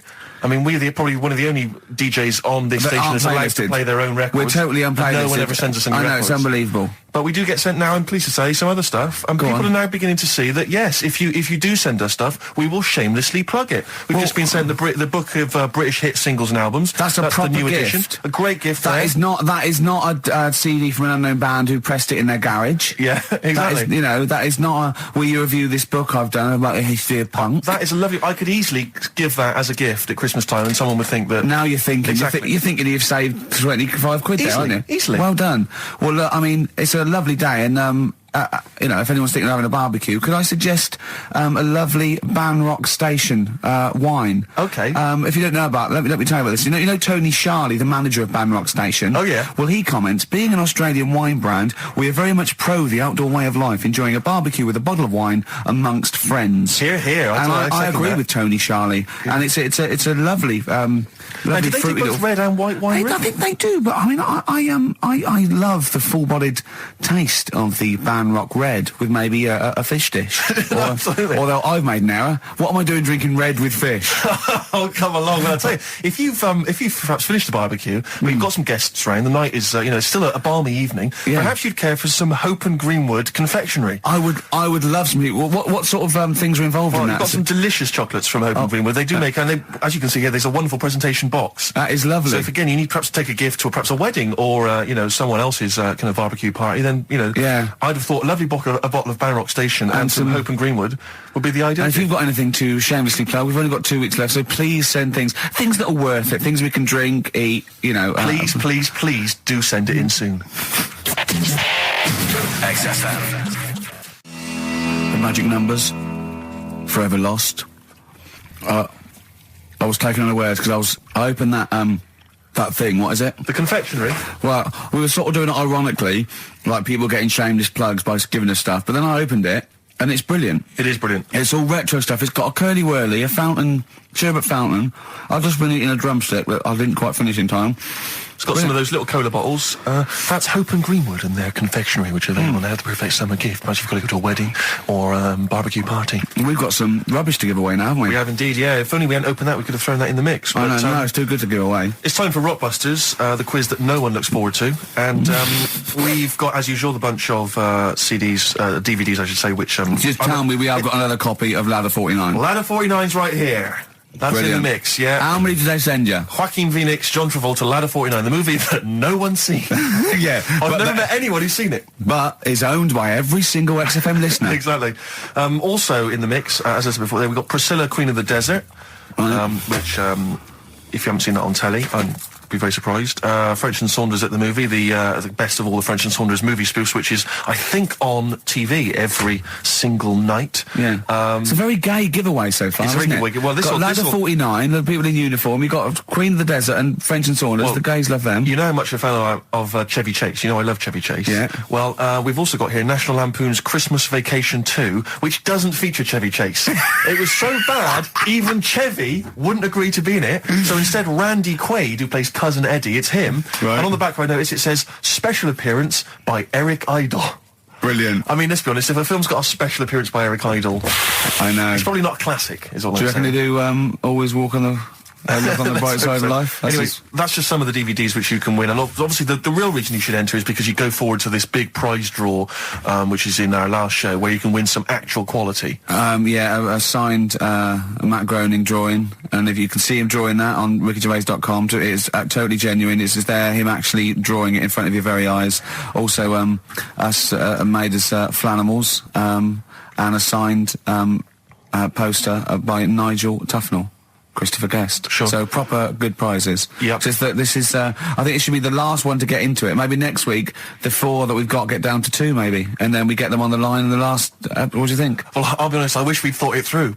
I don't know about you, but I wish we thought this whole Chris thing Campling, if you've got any ideas to how this show could have run, see, we should have scripted this. What we just said to go in a drawer, didn't we? Did we? So we hadn't thought it through though. Yeah, but we can't keep swapping and changing. Well, we haven't done it yet. We can do what we want, yeah.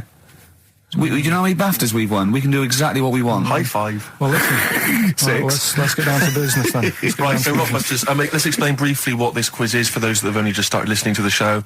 It's basically Blockbusters. Well, you say that, Rick, but it's not, is it? I mean, that Blockbusters made sense. Yeah, well, this thing, Carl thinks this is a cryptic clue going, right, a fella is walking along and oh, look, there's the fish. What does that mean?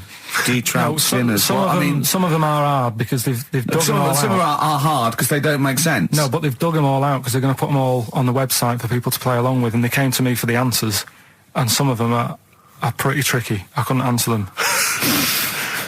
So I love that. Well, anyway, the only man that can outwit himself. Right then. So the first one then, here we go. Why don't you borrow some land off Mr. Boardman or Mr. Laurel or Mr. Fletcher? All right?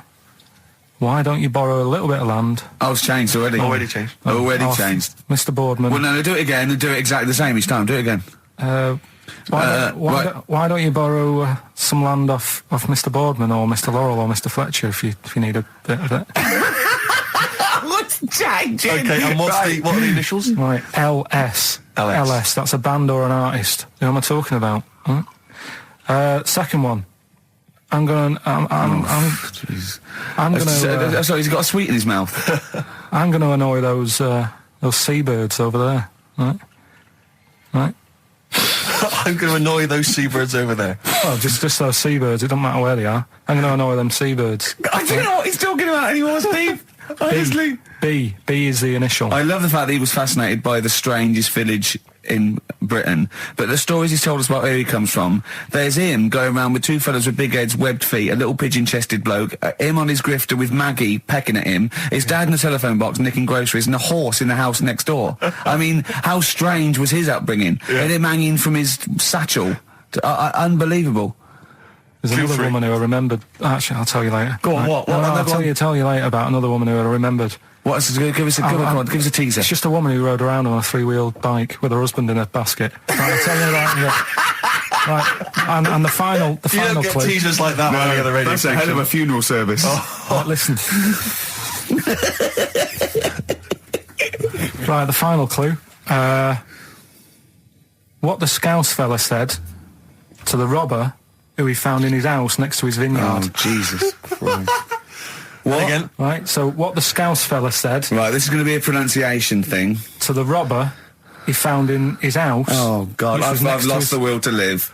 I want to get in that woman's basket on the street. We'll just be driven round for the rest of my life. The initials there, A.W. A.W. Who is it? All right. Well, email in and that. Should we have also on the text 83XFM? You can win Christmas vacation to and Ladder 49. David Bowie? Yeah, Watch That Man. David Bowie, Watch That Man on XFM 104.9. Now, coming up, Steve, and listeners, I'm talking to them mainly. I'm not really, I'm talking to you and Carl, really. Yeah. But coming up, an old feature, Knob News. Oh, Knob News, the welcome return of Knob News. Yeah, and Monkey News is still there, isn't it? Yeah. Just briefly, you don't think you really gave that competition justice, did you, not handing out the email? Let's just quickly whiz through the questions again. Yeah. John's texted in, by the way. He says, I never get any of the Rockbusters clues. Is this a good or a bad thing? Definitely a good thing. Definitely a good thing. Definitely a good thing. Yeah. Yeah. All other people do. Well, First one. Why don't you borrow a bit of land off Mr. Boardman or Mr. Laurel or even Mr. Fletcher? Right. LS. Second one. I'm gonna annoy those seabirds. Right. B. And the last one. What the Scouse fella said to the robber he found in his house next to his vineyard. AW. If you know what they are, email in or text in. Tell us about the woman. What's the text? Quick. Well, 83936 on the text. ricky.gervais@xfm.co.uk on the email and that. Right, and that. Mark that one down. Just make a note of that. And that. Right, tell us about this woman. Well, it was just because you were saying about the, our living. We are broadcasting now, aren't we? This is actually going out. This is live. This isn't us sort of like...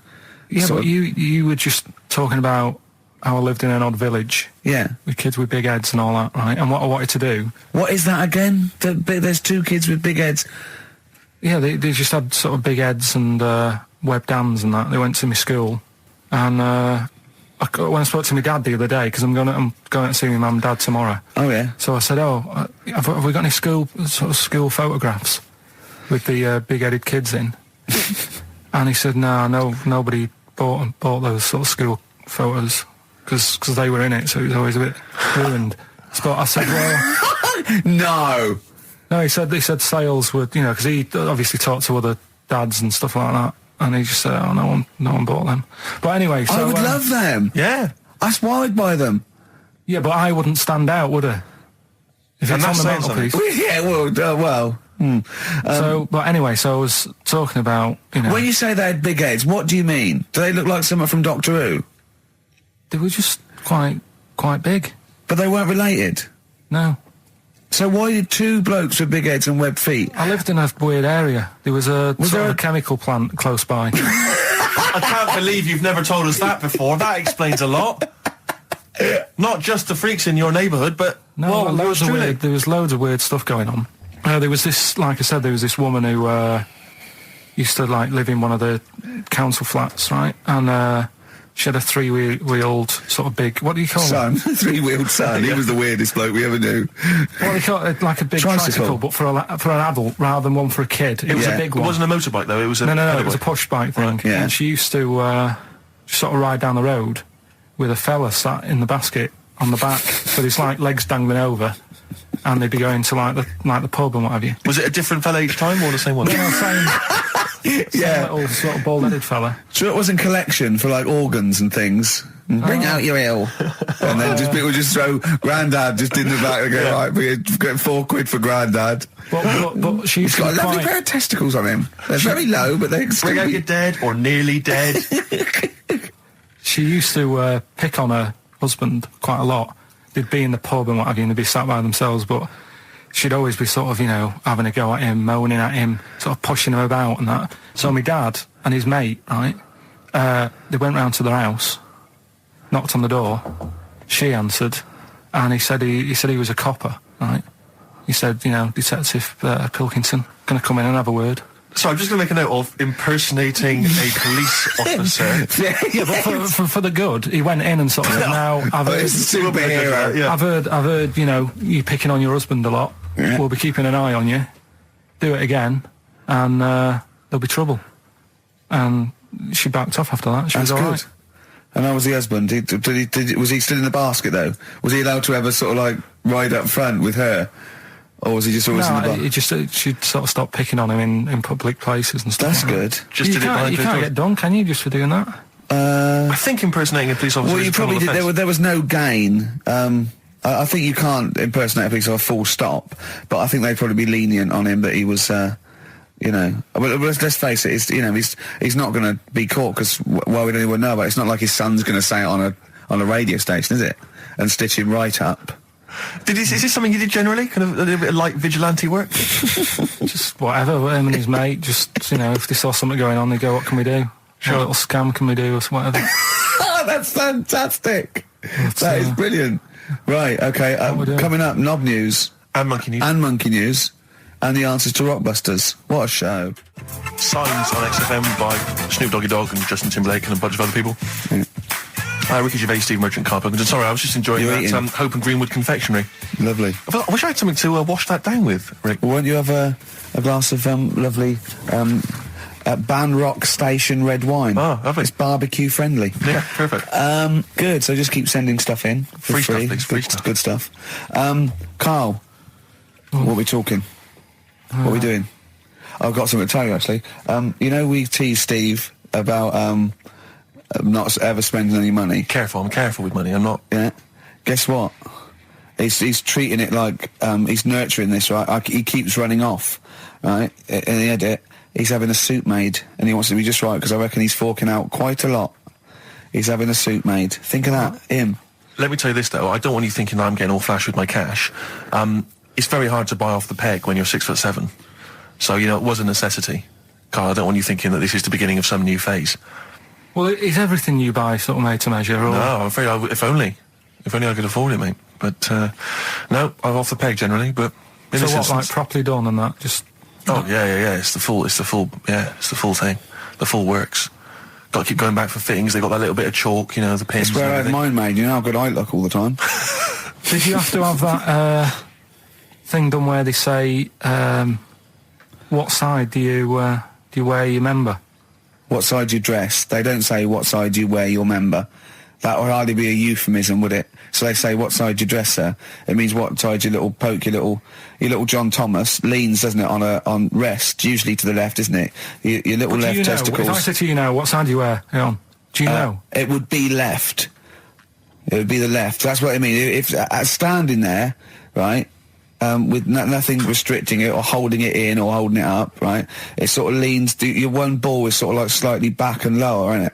And your little John Thomas rests there, so it's left. And the reason they ask it is so they don't put the tape measure up on the left and squash your willy or touch your willy. So it's nothing to do with, like, well, you'll need a bit more room of sort of more material on that side, or... Well, no, I don't think they compensate. It's just when they stick that up into your groin, they don't want to come in contact with your little... The thing is, I don't know what side I wear stuff on. I just sort of pull my pants up and wherever it wants to go that day. But maybe it's not big enough to sort of make any, you know, real decision. But, like now, I'm sat here, right, with my jeans on. I don't know where I am. Well, that's clear from hearing you talk. No, but what I mean is, if a fella said to me, what side are you, what side's your member on? Member? What is this the use of the word member suddenly? I'd go... Well, it's usually not appropriate, and also, I imagine in the old days they had big baggy pants, they used to sort of like hang down, and now, you know, like with those stretchy boxers and briefs, it's sort of held up in a nice little, neat little parcel, isn't it? So it's probably not appropriate, it doesn't come in contact with your little snake. So, you know... Did you ever... What, have you ever heard that? Are you telling me a tailor has asked you that and you went, what do you mean, mate? No, I've never... I've not really had one made to measure. I had one made when I was a kid. But since then, I've sort of bought a suit off the hook. But when you were saying about buying a suit, I know that question sort of crops up and I don't know what the answer is. It just annoys me the way I don't know, there's no surprises anymore.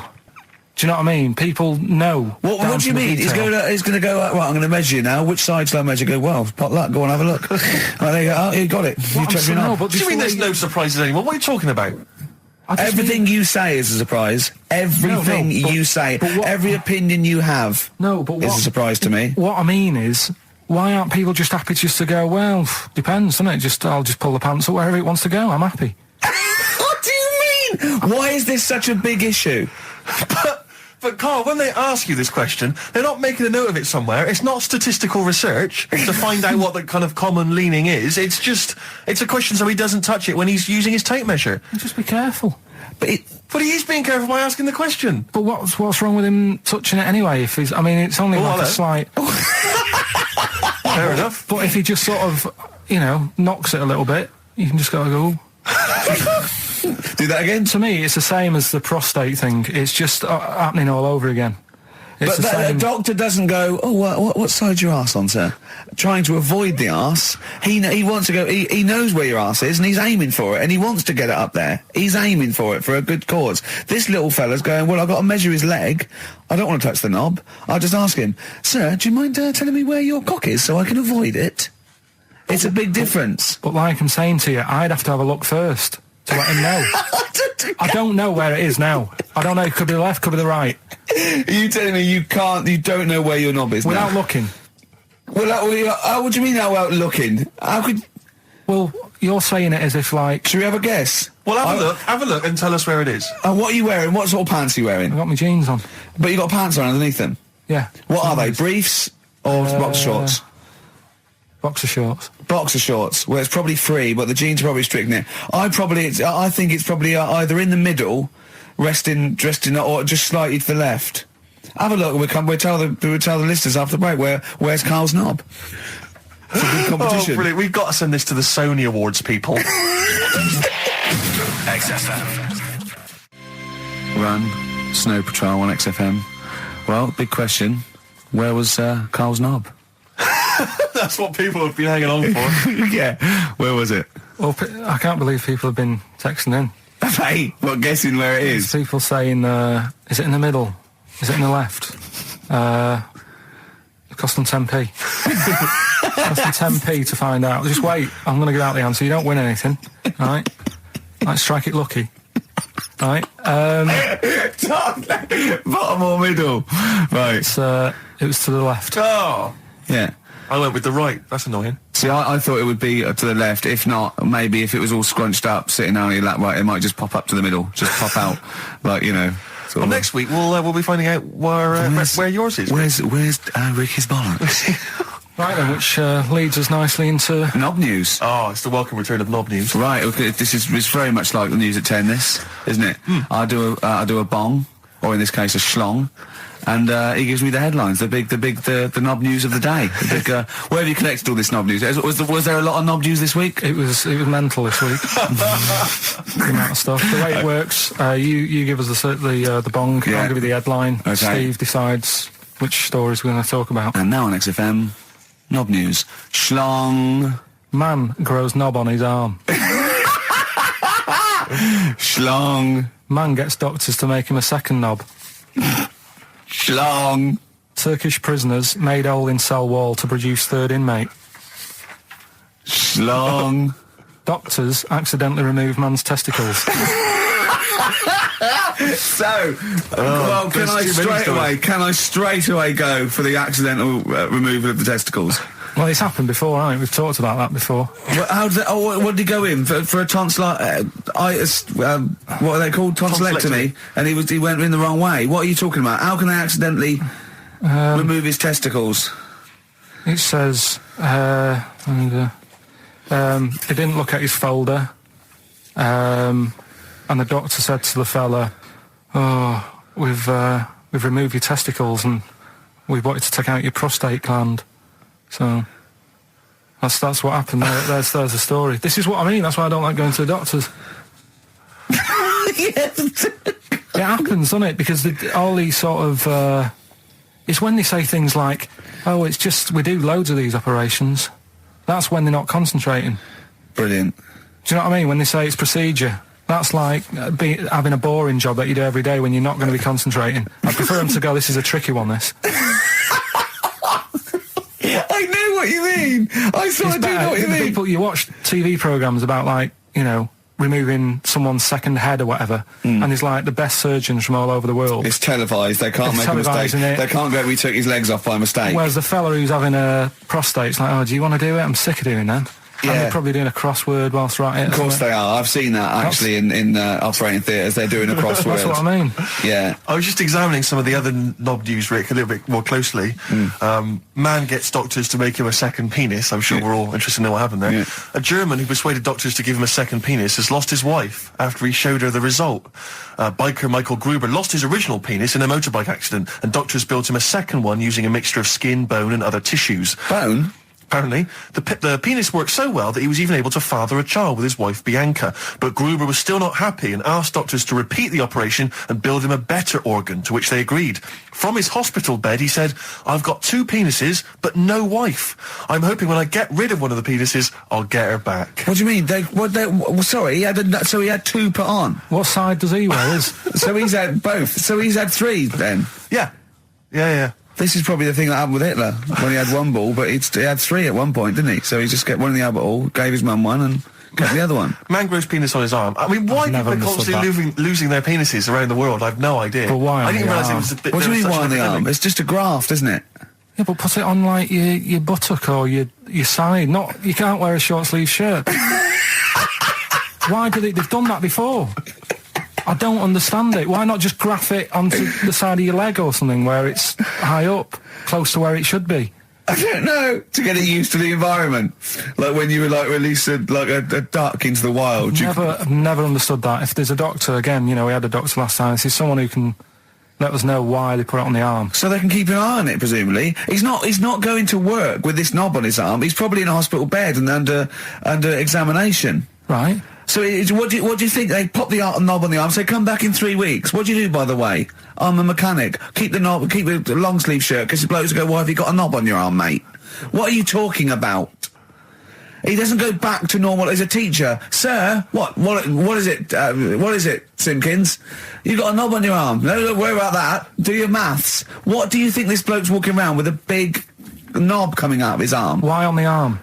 So they can keep an eye on it. So it's not... But if he's in bed, just get him to not put any undies on or whatever and just have a little sly look at how it's going. Even in hospital, if you're in a shared, little hospital room, people going, oh, I've had heart problems, what's your problem? He's there with his arm out. He's got his knob out! Yeah, but I don't think it counts as indecent exposure when they're grafting a knob on your arm, sticking that up the bed. Imagine if he's driving, he's just got it out the window. People driving by. Yeah. At the end Is that bloke giving me the finger? At the end of the man grows penis on his arm story, it says, a Moscow surgeon said the man will be able to have sex in a few months. He said, women will never suspect. But what kind of a doctor talks like that? Yeah. I'll tell you, it's his cock now, seriously. The birds will never know. He'll be able to go berserk. Yeah. They'll never realise we grew it on his arm. That is unbelievable. Will he have a little scar on his arm, do you think? Yeah, I don't get it. Like I say, 83936 if there's a doctor out there. Or indeed if you've ever grown... Or a tailor. Making you a shirt. What side do you wear your cock on, sir? It's on my left arm. What's this? Bit of stones? Yeah, beautiful. Lay it on me. Wild Horses by the Rolling Stones on XFM 104.9. Well, I think the listening public would have enjoyed knob news there. Oh. So, I mean, there was a lot of knob news this week. I was surprised. I would have thought it would be hard sometimes to get knob news together, but... I would have thought it would have been part of a bigger news programme, but, I mean, I don't think we'd dedicate a whole sort of, like John Craven's news round. Yeah. A whole 5 minutes to knob-related news. Yeah. There was other news, was there, in the week at all? Carl, it wasn't just all knob-related, you didn't just research. No, they're the ones that sort of stand out. There was Christ on a crisp. Right, what's that? That's obviously a crisp that someone vaguely thinks looks a bit like Robert Powell. Yeah. Yeah, what a load of twaddle, yeah. There was a bloke who can blow up balloons using his ears. What do you mean? Look at him. Well, it's all connected, isn't it? That's, you're just redirecting it, aren't you? Pointless, though, isn't it? It is pointless. No, I'm sort of downplaying it like it's no big deal, but it is pretty impressive. It's not. When was the last time you blew up a balloon? Oh, I don't know. That's what I mean. It's not needed. It's not impressive. That's what I mean. That's why. But you could say that about any form of sort of like bizarre entertainment. I don't think you have to hang yourself from hooks. But a lot of people go and see Jim Rose Circus. I mean, I wouldn't. I don't see the. But would you go and see that? What, a man blowing up balloons did? No. If it was a mate of mine, I'd go do that thing you can do. You know, to a group of new friends, I go, all right, then I'd get on with it. You know, it to me, it's below an average card trick doing something like that. Apparently, though, he does make balloon animals with his penis, so which is pretty good, isn't it? Him up with his ears. So it's always a snake. So a little snake. I go, yeah, well done. Back to the news. Right, now listen then. What about another feature we'd like doing? What? Song with a story. Okay, he's been working on this, hasn't he? He's like a producer, isn't he? Yeah. But with a completely round head. Just you know, saying that you were saying I don't like music, but I'm saying I do if I can hear what they're singing about. And there's a reason to sort of listen to it. Have you turned into 50s dad? What is this? No, but you know, it's like, it's nice to have a song where you go, you know, I can't turn it off because I need to know how it ends. You know what I mean? It's like a mini. Great. It's like a mini film. You can't sit through a film unless it's got a grotesque in it. He can watch The Elephant Man because he's getting a glimpse of this. He's waiting to see the bloke's face. That's all he's waiting for, right? And so 3 minutes is about as much as you can maintain his. Well, last week we did Babushka. Yeah. You know, that woman dressing up, sort of tricking her husband, and it sort of backfires and that. Don't know how it ended properly. I don't know if they split up or whatever. But this week... There's no follow-up. Kate Bush isn't now penning the sequel. Right, go on then. So what's this thing? Pinball Wizard. Right, okay. What's the story there? It's about this sort of deaf, dumb and blind kid. Right. Who's good at pinball. That's it. So I don't believe he would be good at pinball. But even if he is, it's a lot to give up, isn't it? Just for that. Well, he didn't give it up. No, but it's not like, well, you can't even say to him, oh, you know, a lot of bad news and that, but you're good at pinball. It's just a bit rubbish. I mean, does he even know he's playing pinball? Is what I'm saying. Do you know what I mean? And it's not hard, it's just moving the thing, you know, just hitting the buttons hard. Yeah. It's not like, you know, if he was good at Pac-Man or something, you go, oh, yeah. But it wouldn't scan, would it? Well, I mean, what were they thinking of? What were the Who thinking of when they wrote this? Well, let's have a listen to it. But, you see, now, he's a Pac-Man wizard. It kind of works. Yeah. He's deaf, dumb and blind, though. Yeah. That's pretty grim, isn't it? It's rubbish, isn't it?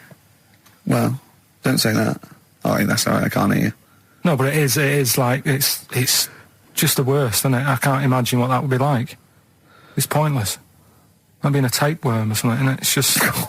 No, but what I'm saying is, what sort of a life is that? It's horrible. It is a bit like being one of those creatures deep in the ocean. Well, look, can I just answer your questions? It must be terrible. Yeah, that's what I'm saying. Yeah, job done. But would you want a song about it? And, you know, he's good at pinball. But it's not a real person. We were getting onto the realms of people with disabilities. But he is not a bloke that existed they sang a song about. Well, listen to it. Anyway, Well, it's not a true story. I don't need to listen to it. Let's have a listen. Oh, okay. Pinball Wizard by The Who. A little song with a story there about a little deaf, dumb and blind kid. Thoughts, Carl? I just, it's depressing, like I say. I don't know why.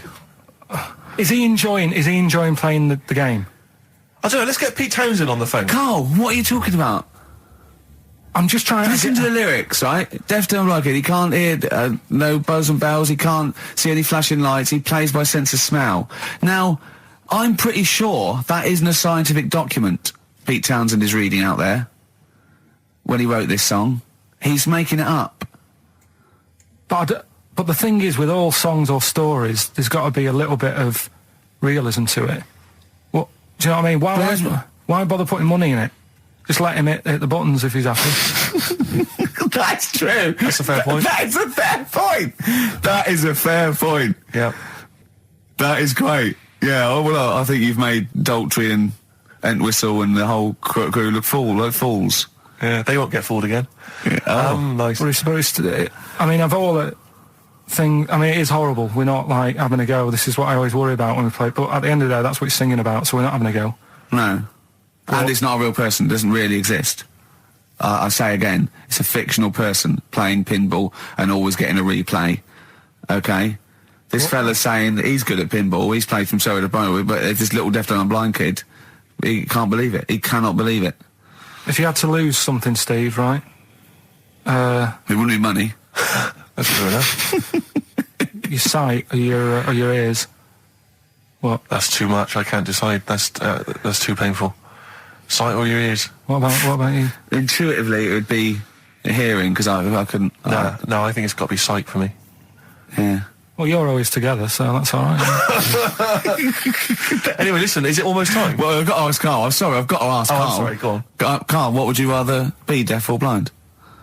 When does this question ever really come up? When the doctor goes, well, listen, you've got us, well, we can either lose your eyes or your ears. It's up for you. This is never a decision that has to be made by anyone ever in life. But go on then, would you rather be blind or deaf? It depends where you live. So. I'm not even sure these are PC terms, blind and deaf anymore. Would you rather use your sense of sight or sight of hearing? Depends where you live. What do you mean it depends where you live? Well, say if you lived in, like, a barren sort of, Africa or whatever, right? Now to sea, right? Sure. So, you could lose your sight. Sure, but if you lived in a woman's locker room... Well, if you lived in... Quite noisy. Yeah, it's quite noisy. Stop banging that door. Yeah, I'll have my sight, lose my hearing. But if you live in, like, New York, loads to see, but a little bit noisy. Sure. So... Perfect. That is a brilliant answer. Unbelievable, once again. Can we have monkey news? Oh, this show's like one long monkey news, isn't it? When you tune in to hear Karl Pilkington. I don't know. I'll tell you what, why don't we play a little short track? Right, what was short track? What? What is it, Steve? It's Green Day. Green Day. If you like. A bit of Green Day. We'll cram in the monkey news. We'll play the ads. Justin's here. That'll be that. Right? Go on. That's what we'll do.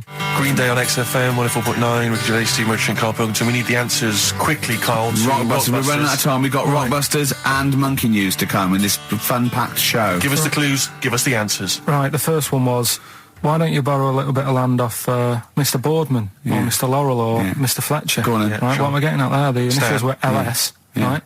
Lease a Stan's field. Right, because you're borrowing it, that's leasing it. It's Stan Boardman, Stan Laurel, and it's a field and that, isn't it? Second one, I'm gonna annoy those seabirds. That was B.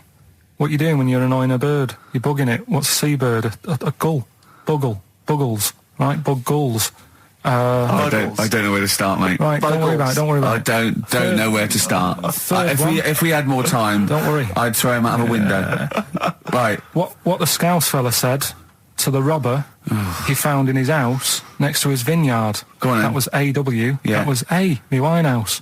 Right? A, me Winehouse. What? A, me Winehouse. What do you mean Winehouse? It's a vineyard. It's a cottage in a vineyard, so that's like a winehouse. Say it again. What's the clue again? Amy Winehouse. Well, yeah, but what do you mean? Amy. Why is he saying? Why is it a robber? Because the robber's getting in, and he's sort of saying, "Hey." But what's the robber got to do with it? Why is it just a normal bloke? I don't say. Why is he saying Amy Winehouse? Why is he saying that? He's saying to him, "Hey, get out." No. Surely her name isn't A, get out me Winehouse. Her name is isn't A, get out me Winehouse. Gavin Thompson got them all right. He's in Edinburgh, so he's winning ladder 49, and that's safe. That's on the way. And he's going into the prize draw to win those. This better be a good monkey news, Carl. That's all I can say, because that was drivel. Amy Winehouse. Play the jingle. Oh, chimpanzee, that monkey news. Right. There's this monkey, right? Yeah. And it had been, do you know you hear about monkeys being badly treated and stuff like that? Yeah. So, anyway, it goes into this home. It's 14, this monkey. It's called Matty, right? Goes into this home where it's looked after. What do you mean home? Just like, just a little monkey home, right? Okay, so zoo. Yeah, kind of, yeah, but they haven't got any other monkeys there, right? What have they got there? They've got just other animals and that, but not that many monkeys. But anyway, because he's there on his own, again, you know... When you say monkey, do you mean a chimpanzee, by the way? Because you usually do. Yeah. I can't believe that journalist thought this was scripted. Amazing. So anyway, yeah, so he gets sort of pally with the people working there and that, and it's smoking fags, it's having a drink at night and all this, right? What do you mean it's having a drink at night? How? It's all here, Steve. I mean, we haven't really got time, but... Well, don't say it's all here like it's proof. You've got another stupid story that someone has put onto the internet. Someone sitting at home in their bedroom has put onto the internet. So he's having a fag, he's drinking a lovely glass of Bang Rock Station tradition. The wine that's perfect for a barbecue. Yeah. Anyway, it's loving life. It's forgetting about its past and everything, right? When this other monkey comes along. Oh no. Trouble's brewing. Go on. Right? That comes in, something said. Right, forget it then. Forget it. No, forget it. XFM.